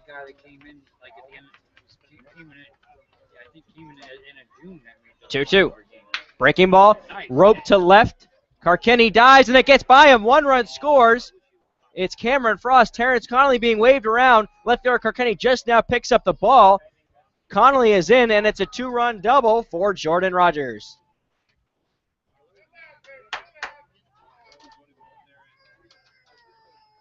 Carkenny went into the dive, but the ball got by him, and now it's 12-0 Miners here in the top of the 6th. At the plate for the Miners, number 3, the short. And with Smith at third and Rogers now at first, there's still runners on and still only 1 out. There is Paul Panaccione. Reached twice, walked, and reached on an error. First pitch from Wagger. In there, called strike with a fastball.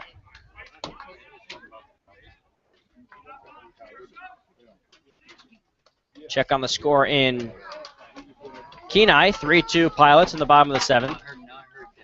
0-1. Popped up. Tailing right toward the bullpen, but Jackson Kramer makes the catch. 2 away.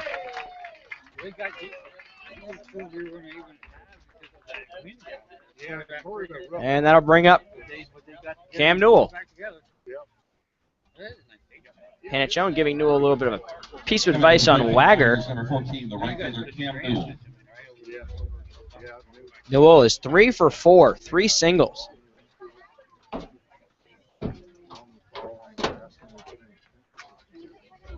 Wind blowing out to right center. A 12-0 lead for the Miners. Wagger looks in, has his pitch, and delivers to Newell.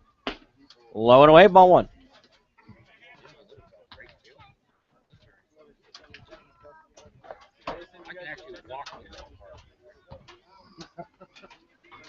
Want to know on Newell out of UC Santa Barbara. 1-0. Outside, 2-0. I can't say the park name for the parking. Chinooks very familiar with Newell at the plate with runners on.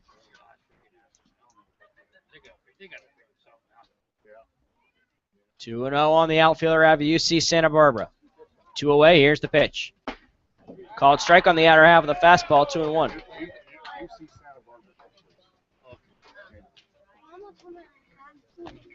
Doubleheader tomorrow for the Miners against the Alaska Gold Panthers of Fairbanks.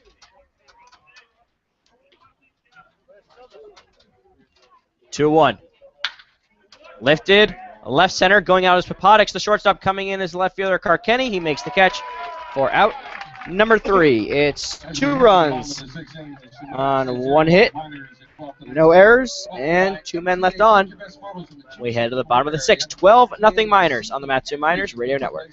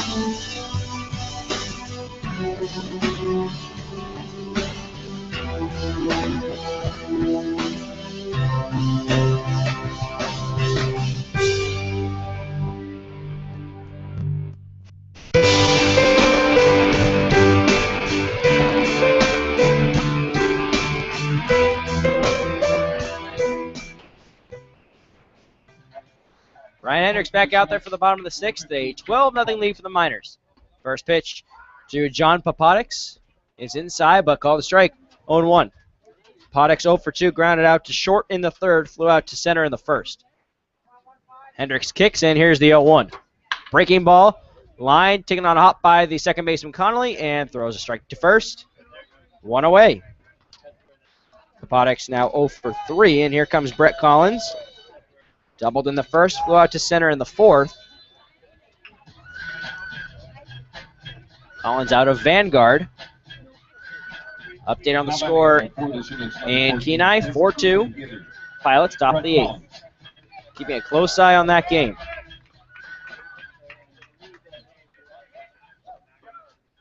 First pitch from Ryan Hendricks. Inside, ball 1. Hendricks has been really sharp through the 5 innings he's been out there. No runs, 3 hits. 1-0. Lifted left side, Rogers and Loker give chase in foul ground, and it falls foul. 1-1 now on Brett Collins. Collins entered tonight's game hitting .257 with no homers and 7 RBIs. It's 11 for 40 against the Miners, but 1 for 2, so 11 for 42. Pitch, chopper, first base side, picked by Decker, and it goes behind him. He can't find the ball, and Collins will reach.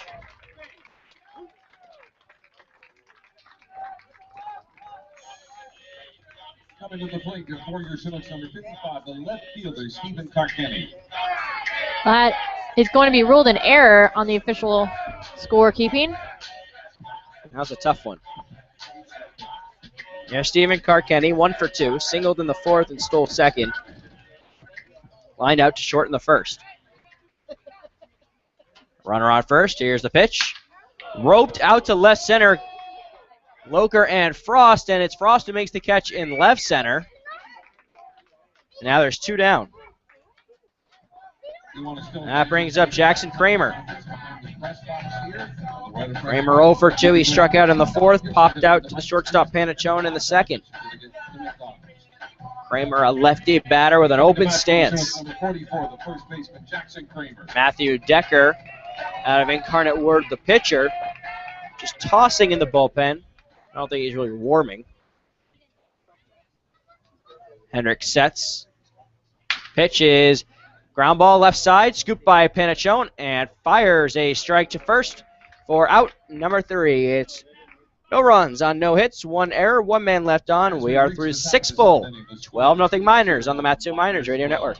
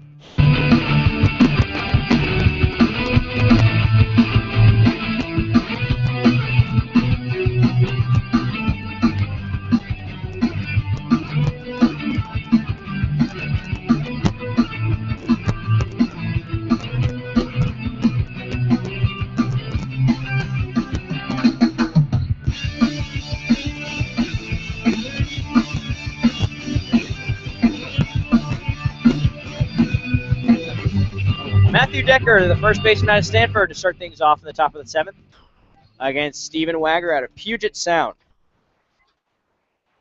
Decker was hit by a pitch in the first, doubled in the second, but then lined out to left and struck out in the 5th. That's from the right side. First pitch from Wagger is a fastball in there called strike. 12-0 Miners as we start the top of the 7th, and Ryan Hendricks has been stellar through his 6 innings. 0-1. Wagger kicks. Here it is. Low ball 1-1-1. Start thinking about that player of the game. Ryan Hendricks, Terrence Connolly, those are two to think about. 1-1. Breaking ball in there called strike 1-2. I was at 75 miles an hour. Jordan Rogers had a big hit. He scored 2 runs. 1-2, and there stopped by Lindsay, 2-2. The dog here somewhere. We saw that dog from the Panthers press box yesterday. You did? I did. Oh, I didn't see you it. weren't over there. No. I saw it at Mulcahy Field. They brought it with them. That's a long drive. Yeah, with a dog. 2-2. Inside 3-2. Had to wait for home plate umpire Tim Davis to make the call. Hunter Rodriguez, the lefty out of Utah, stretching in the bullpen. 3-2, swing and a miss, strike 3. First strikeout for Steven Wagger, 1 down in the 7th. I'll bring up Josh Meyer, the catcher. Grounded back to the pitcher in the 5th inning. At the plate now for the Miners, number 24, the catcher, Josh Meyer. That was Shane Armstrong. Actually, Meyer batted twice. First pitch. In there, called strike. Meyer, the only man in the lineup to bat in the 5th inning. He grounded back to the pitcher the 2nd time and walked and scored in the 5th. He scored on the triple by Terrence Connolly. 0-1. Low and away, 1-1.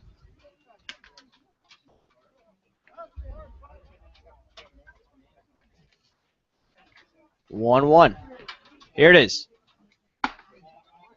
Off speed, up and in, 2-1.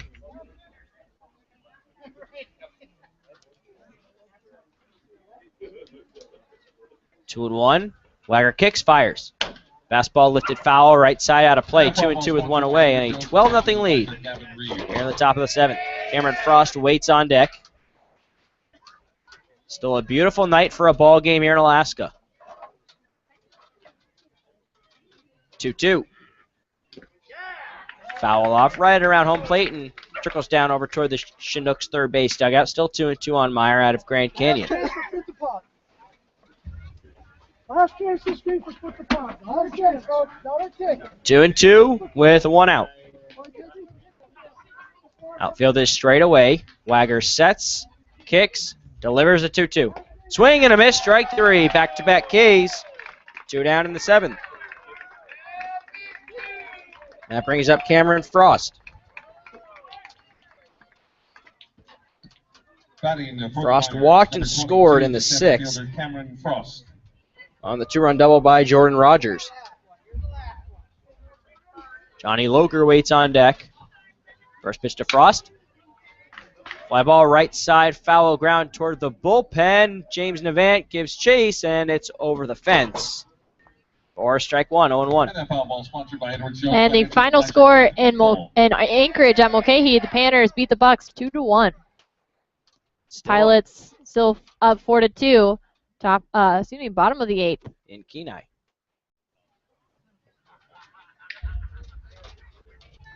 Oh, 1. Called strike, 0-2 off speed.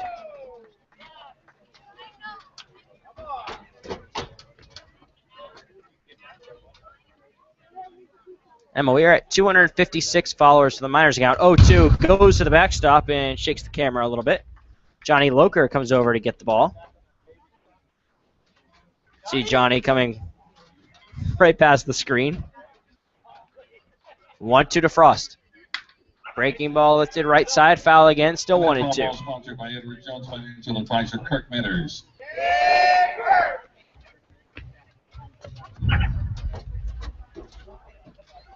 Where was the dog? The Panthers dog. We just call him the Panthers dog. Where did you see him? In the parking lot. Okay. 1-2 in the dirt, gets away from Lindsay. Appears to be shaken up a little bit. 2-2 on Frost.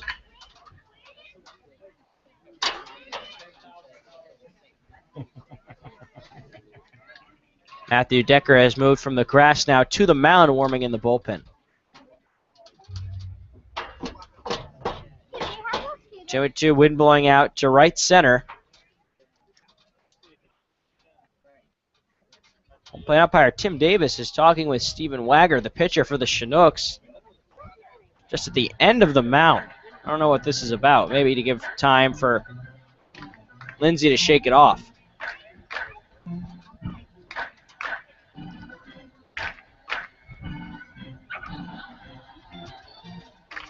$12-0 Miners. Top of the 7th. 12 runs, 9 hits, 2 errors. No runs, 3 hits, 2 errors for the Chinooks. 2-2. Chop left side, foul, still 2-2.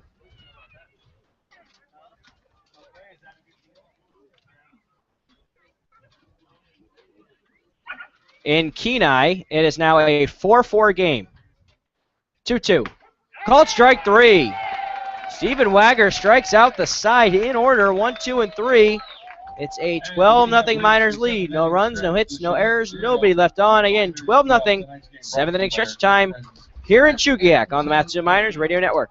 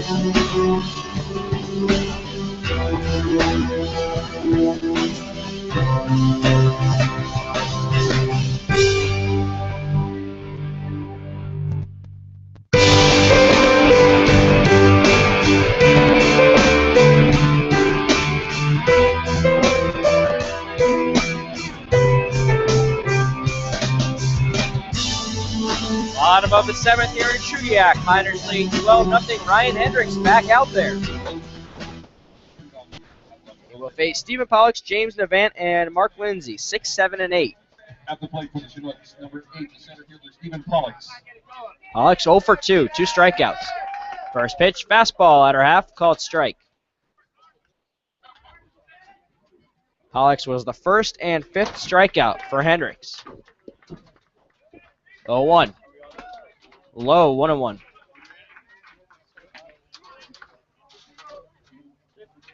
I said it pretty quickly at the end of last half inning, 1-1. In there, called strike 1 and 2 on Pollux, that the Pilots and Oilers are tied at 4 in the bottom of the 8th down in Kenai. 1 and 2 on Pollux. Hendricks sets, pitches in the dirt, 2 and 2.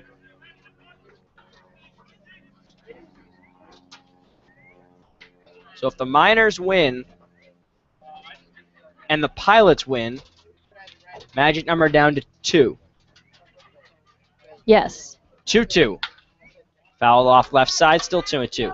If the Miners win and the Pilots lose, the magic number is 1. And the Miners, if they win game 1 of the doubleheader tomorrow, are in the top of the World Series. Yes. Okay. According to BT. 2-2 is lifted into shallow left center. Panachone backpedals out there, makes the catch, 1 away. That'll bring up James Navant, the right fielder out of Notre Dame. Navant out of Notre Dame. 1 for 2, singled in the 5th, flew out to right in the 2nd.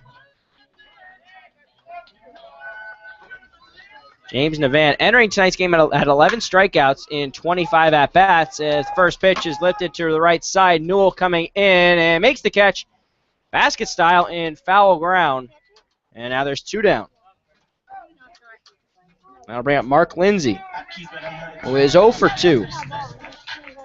Grounded into a 5-4-3 double play in the 5th. At the plate for the Chinooks, number 20, the catcher, Mark Lindsay. Reached on a drop third strike in the 3rd inning. Lindsay out of San Francisco State. First pitch. That is lined into right center and will fall for a base hit. 2-out base knock for Lindsay, and that'll bring up Griffith Rourke. Hendricks at roughly 80 pitches. Batting for the Chinooks, number 11, the third baseman, Griffith Rourke. Rourke out of Oklahoma State. Was hit by a pitch in the 5th, struck out in the 3rd.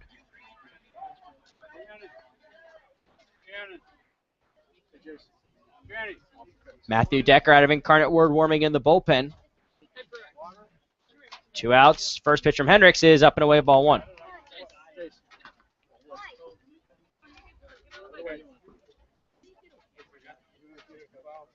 Hendricks works quickly, and here's the 1-0 to Rourke. Foul off left side, 1-1. Foul ball sponsored by Edward Jones Financial Advisor, Jeff Hinkle.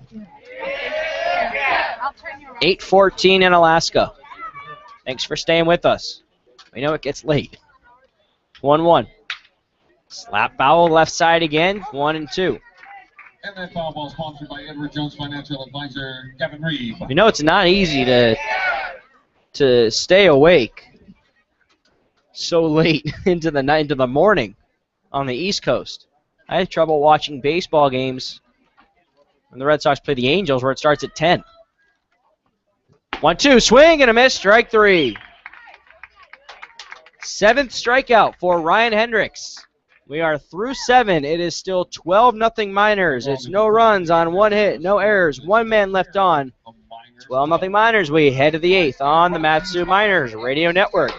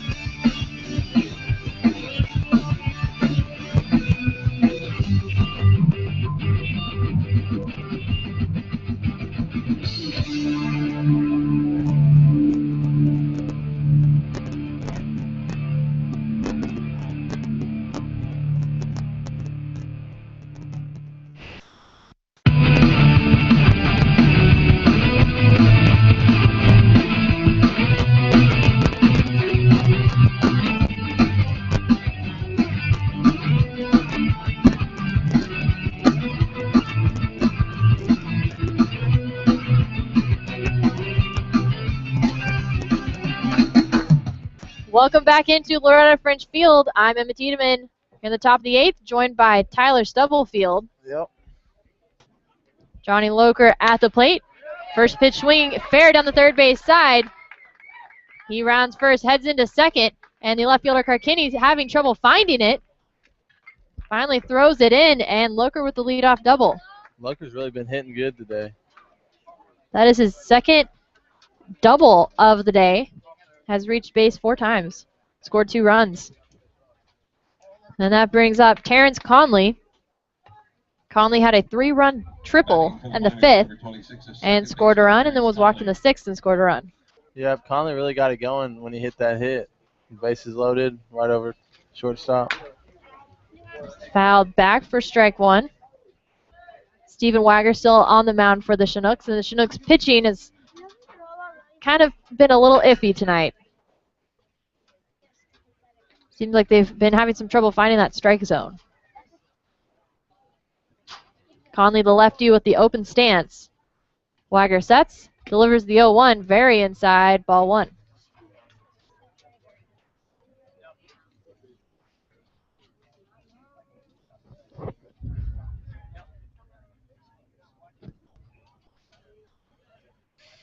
1-1 to Conley. Ooh.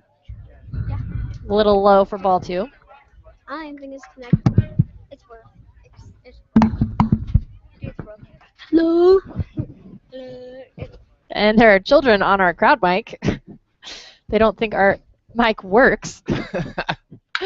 2-1 pitch is lifted into right center field. Pollux, the center fielder, takes a couple steps in, gets under it. Watch. Hello. And that is out number 2. Hello. So it didn't work. You think it will work? You press it. Now batting for the Miners, number 25, the designated Mason, hitter, don't yell Benjamin at Smith. Okay. So that is 2 away. Now for Brandon Smith at the plate. Little Alaskan kids down there messing with the radio. First pitch is a little outside for ball 1. They weren't sure it was connected to anything. They weren't. They were jumping up and tapping it and everything they could do. Loker at second. Here's a 1-0 is fouled back. Strike 1 for Smith. Smith grounded out in the second, had a fly out in the third and the fifth. Walked in the sixth, but then was left on base.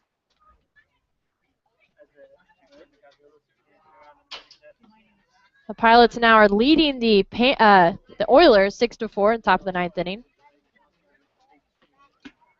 Swing and a miss, strike 2 by Brandon Smith. A bit of a foul tip into the glove of Lindsay.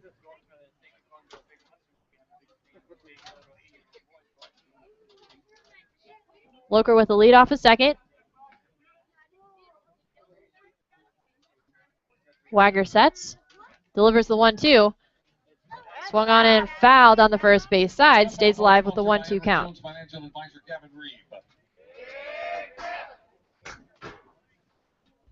Crowd got that chant down.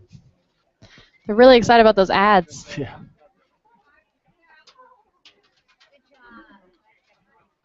There's a child rolling down the hill in the outfield, and the 1-2 pitch is a little low for ball 2. He's having a blast out there. I guess that's one way to get down. That's a big hill. It is.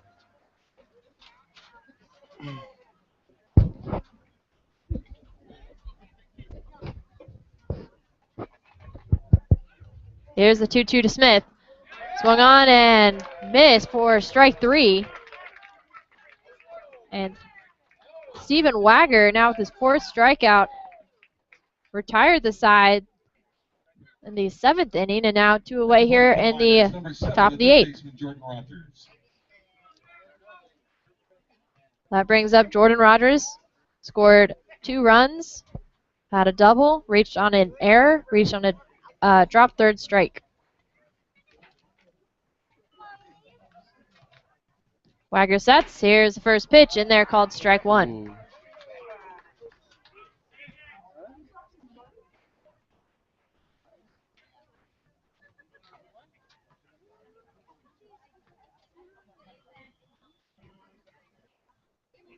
Oh, 1 pitch is outside and into the dirt for ball 1, and Loker kind of thought about going for it on that one. Has quite the lead off a second, but decides to tag back up.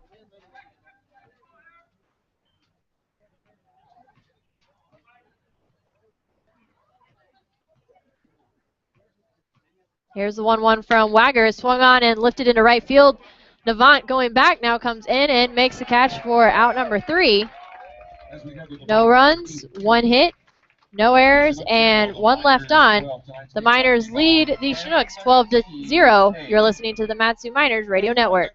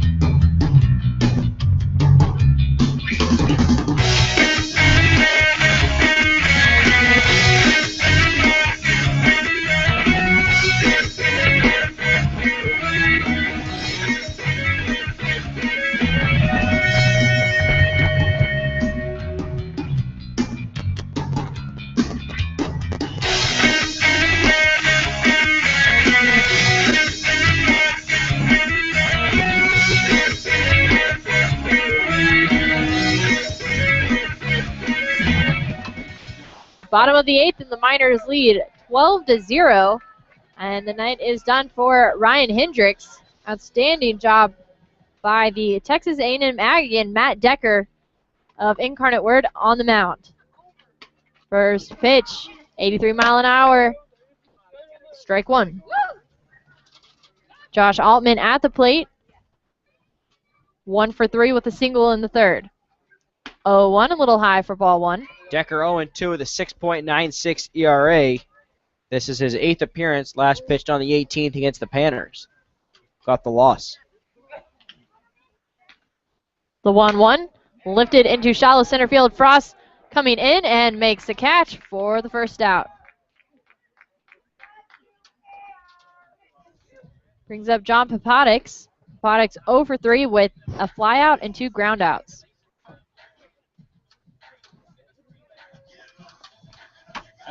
Decker has only faced the Chinooks once. That was July 12th. Win an inning, no hits, no runs, no walks, no strikeouts.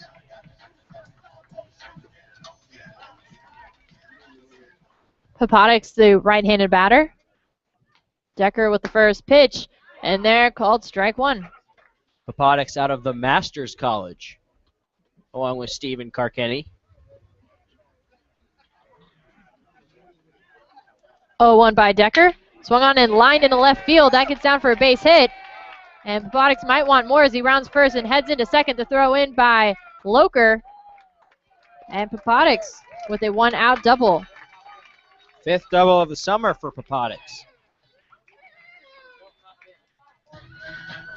That brings up Brett Collins, the designated hitter. Had a double in the first inning, a flyout in the 4th, and then reach on an error in the 6th. Has 7 RBIs, 6 doubles on the season, hitting .257.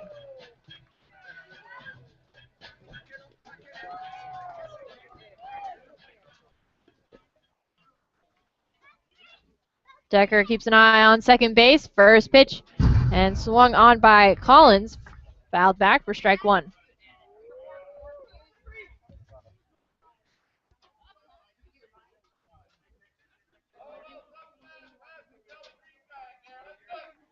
Lefty versus lefty. Collins, the left-handed batter, and Decker, the left-handed pitcher. Here's the 0-1. Breaking ball gets behind Meyer, the catcher, and Papadix moves to third. Update in Kenai, 7-4 Pilots, top of the 9th.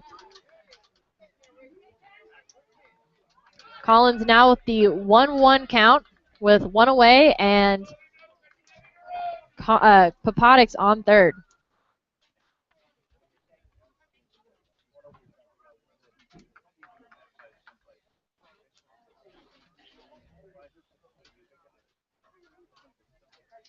Decker sets for the 1-2 pitch.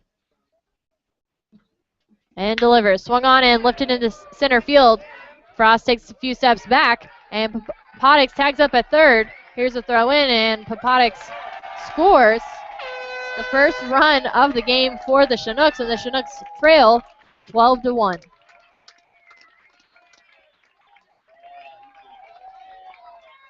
Second time that Collins has hit the ball to Frost. He's kept him busy out there. That brings up Stephen Carkenny, who's also hit it to Frost in center field. Had a single in the 4th and a stolen base. And the Chinooks finally on the board here in the bottom of the 8th, 12-1. First pitch by Decker in there, called strike one. Good breaking ball from Decker. Outfield playing straight away along with the infield for the Miners. 0-1. Another breaking ball called strike two. 70 miles an hour. 2 away. Bottom of the 8th and nobody on. Decker sets. Here's the 0-2. Swung on and lifted deep into right field. Newell going back at the wall. Makes the catch for out number 3. So we head to the top of the 9th. 1 run scores on 1 hit. No errors and nobody left on. The Miners lead the Chinooks 12-1.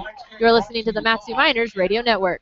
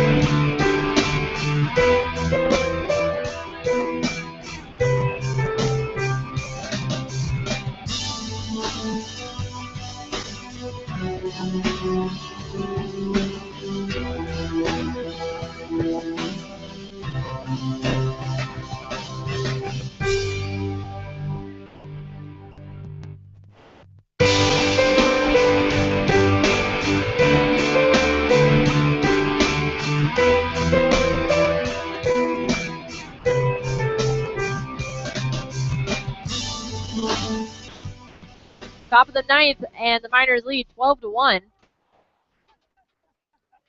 Paul Panachone at the plate. First pitch by the new pitcher, Ryan Harris, in there called strike one. Harris, sophomore out of Cornerstone University. 0-1 to Panachone is a little outside, ball one. Panachone has scored 1 run, reached base twice. 1-1 is lifted behind us for strike two. And that foul ball sponsored by Edward Jones Financial Advisor Jeff Hinkle. Harris looks in. Wind up, and the 1-2 pitch lifted in the infield. Shortstop Apodics coming in, gets under it, and makes the catch for the first out. Of Dayton Kenai. Pilots lead the Oilers 9-4, top of the ninth. That's a 5-run ninth. That brings up Cam Newell. Newell with 3 singles, one of which was an RBI single, and 2 flyouts. 3 for 5. Beans is the best podcaster.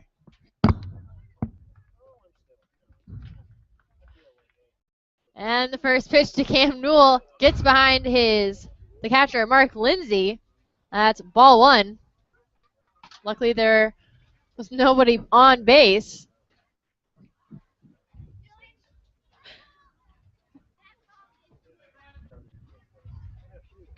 Newell steps back in with the 1-0 count.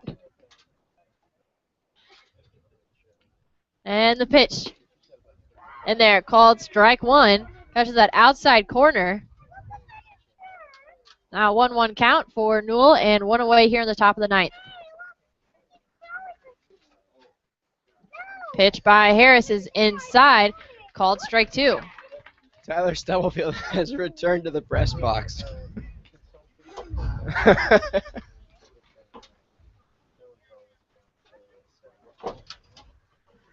Here's a 1-2 pitch to Newell. Is inside at its knees. Ball two in the outfield. Center fielder Pollux and Avant, the right fielder, playing pretty deep out in center and right field. Well, Newell's liked hitting here in Chugiak. I mean, as we said, 3 for 5 tonight. He has a grand slam here as well. 2-2, check swing. Didn't go around, and that is a full count for Newell. That game that he had the grand slam, he had 6 RBIs in that game. Grand slam definitely helps you out in that area. That's 4. There's a 3-2 to Newell. Swing and a miss, strike 3. And the first strikeout for Ryan Harris. And that is the second out here in the top of the ninth. Brings up Matthew Decker. We haven't seen Newell strike out that much. First baseman Matt Decker. Matthew Decker has struck out twice tonight. Had a 2-run double in the second inning and scored a run. First pitch inside, we called strike one. Noel entered tonight with 106 at-bats and just 7 strikeouts. 0-1 to Matthew. Swung on and lined into right field. That gets down, and Decker with the 2-out single. And Decker hit his 2-run double in the second inning with 2 outs also. So now Decker at base and Josh Meyer at the plate. Meyer 0 for 3, was walked in the 5th and scored a run. Coming to the plate for the Miners, number 24, the catcher, Josh Meyer. Meyer out of Grand Canyon University is the J of the PB&J. That is Paul Panachone, Brandon Smith, and Josh Meyer. First letter of their first names, PB&J. Swing and a miss, strike 1. I feel like something that whenever a pitcher really has a strong outing like Hendricks had, and usually with what happens with Tyler Stubblefield his last time out, you always have to credit the catcher as well for calling a game. So Meyer has really done that tonight, just giving up the 1 run and the 5 hits from his pitchers. Harris sets for the 1-1 and delivers. Swung on and ground ball fouled on the third base side. Now a 1-2 count for Meyer.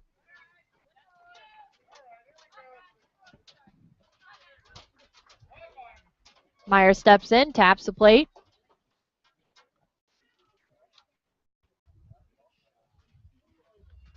Holds the bat just above his head, and here's the 1-2 pitch. Lined in left field. Carcini giving chase, and that gets down at the wall. Decker is being waved around third, now held up by Ben Taylor, third base coach, and Decker with a double. So now 2 base runners on here in the top of the 9th. The Miners lead the Chinooks 12-1, and that brings up Cameron Frost. Frost has scored 3 runs, 1 off a single, 1 off an error, and 1 off a walk, and has ground out and struck out. Number 22, the center fielder, Cameron Frost. So had some pretty good catches in center field also. Yeah, he really has, but I think the best part of his game is the bat and the speed that's on the bases. But being a center fielder for him, having that speed is a huge benefit. And we've seen his range in the outfield. He'll go to the left, he'll go to the right, and track down balls. And also because of his speed, guys at the plate who hit the ball to the outfield that have speed aren't going to get as many bases because he's able to get to the ball quicker. First pitch by Harris is high and inside for ball 1. And he's coming in. He was that leadoff guy. Ben Taylor and I were talking about it earlier today. We said he's kind of like a righty and a younger version of Jacoby Ellsbury. 1-0 is low and inside for ball 2. He'll surprise you. He's got a little bit of power in him. He has 5 home runs, and I'm trying to remember what year it was. It might have been 2011 where Jacoby Ellsbury had like 35 home runs or something ridiculous. Harris with the 2-0 is swung on and lifted foul down the first base side. Now 2-1 count to Frost with Matthew Decker at third and Josh Meyer at second.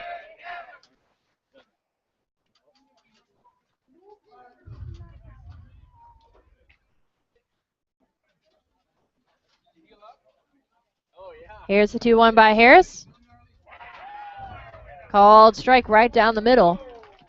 Evens count at 2 balls and 2 strikes. Yeah, I was pretty close. 32 home runs in 2011 for Ellsbury. So very similar styles of play. 2-2. Little outside for a full count now. 3 balls, 2 strikes, and 2 away with 2 men on. Last time Frost worked the count full, he was walked. 3-2 pitch. And they're called strike 3. Got him looking. And that's the second strikeout for Ryan Harris as we head to the bottom of the 9th. Miners score no runs on 2 hits, no errors, and 2 left on. The Miners lead the Chinooks 12-1. You're listening to the Matsu Miners Radio Network.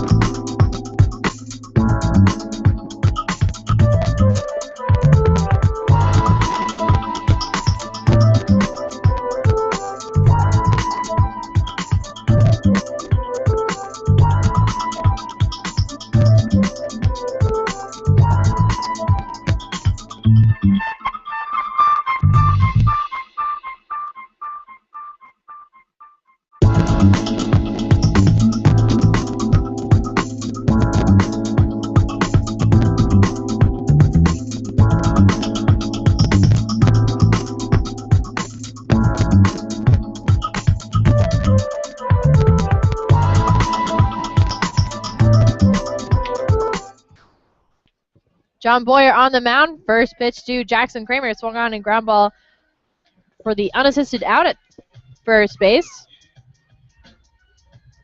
John Boyer out of Wasilla, Alaska.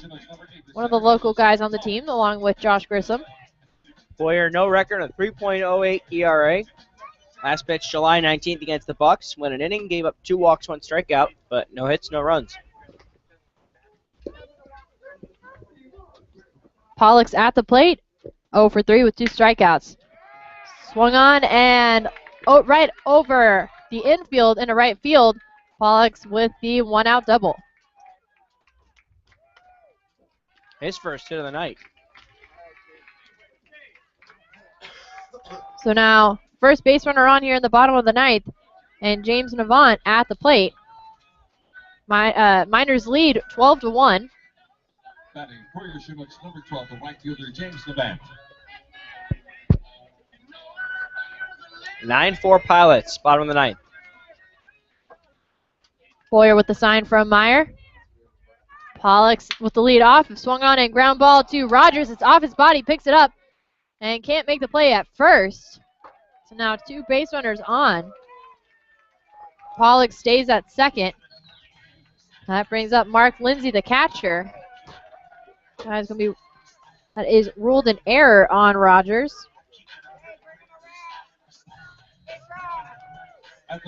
Third error of the night for the Miners. And Mark Lindsay at the plate has reached base twice. First pitch by Boyer is low and away, ball 1.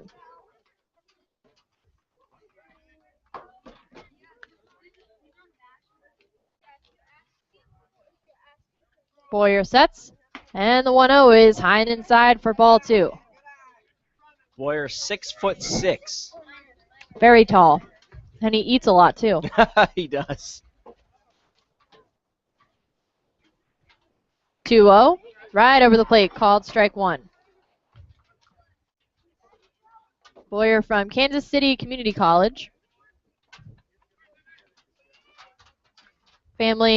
Some family members went to Mizzou and swung on and ground ball to Panachone. Flips Conley at second for the first out, and Decker at first for the 3rd out of the inning for a 6-4-3 double play.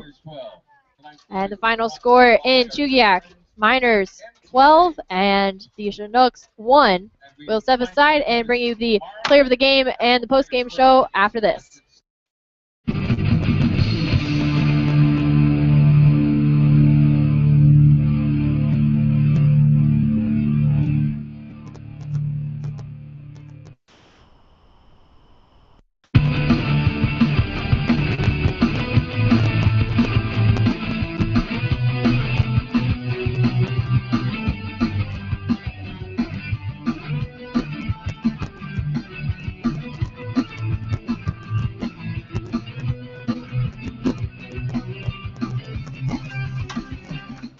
And post-game show presented by Napa Auto Parts. Final score here in Chugiak, 12-1.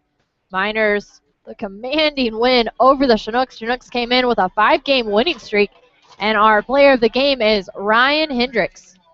Yeah, Ryan really pitched well, and credit also to Josh Meyer for calling a great game behind the plate. But Hendricks seems just, I've said it before, so much more comfortable out there, and this is definitely just a good win for the Miners. That magic number, if the Pilots hold on, they're up 9-4, and it's the Oilers in the bottom of the ninth down in Kenai. If the Pilots hold on to their lead and win, the Miners have already won here. That magic number down to 2.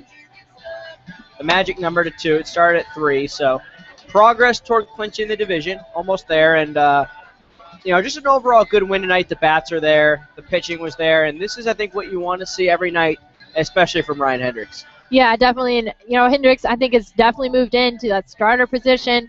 Is a very reliable pitcher on the mound, especially going into this last week and a half of play here up in Alaska. That's something really kind of relieving to see is, a go-to guy, one of your starters. You don't really have to worry about, thinking, oh, this guy has this many walks going into this start. Is he going to walk a lot? Is he going to strike out a lot? What is he going to do? But I think, Stubblefield and Farindelli is also moving into that role, and Hendricks now. I think that the starting pitching, I think, has really come around and just at the right time before we end the season. And I'm looking actually over the scorebook right now, and I do not see a single walk for Miners pitching. What do you got? I don't see any. Hit by pitch. Okay, but I don't see a walk. A hit by pitch, yeah, I mean, it's a free pass, but it's not ball four. It's different. Right. I think it's, in a way, it's absolutely totally different. But this is tremendous progress. I mean, this team had, for pretty much majority of the season, led the entire ABL in walks. And these guys are really stepping it up, and they're finding ways to work these counts and get the right pitches at the right time. And the command is great, and that is so key going into just this final stretch of play, because if they can keep it up, then they've got a really good shot, because if anything, walks are really hurting them.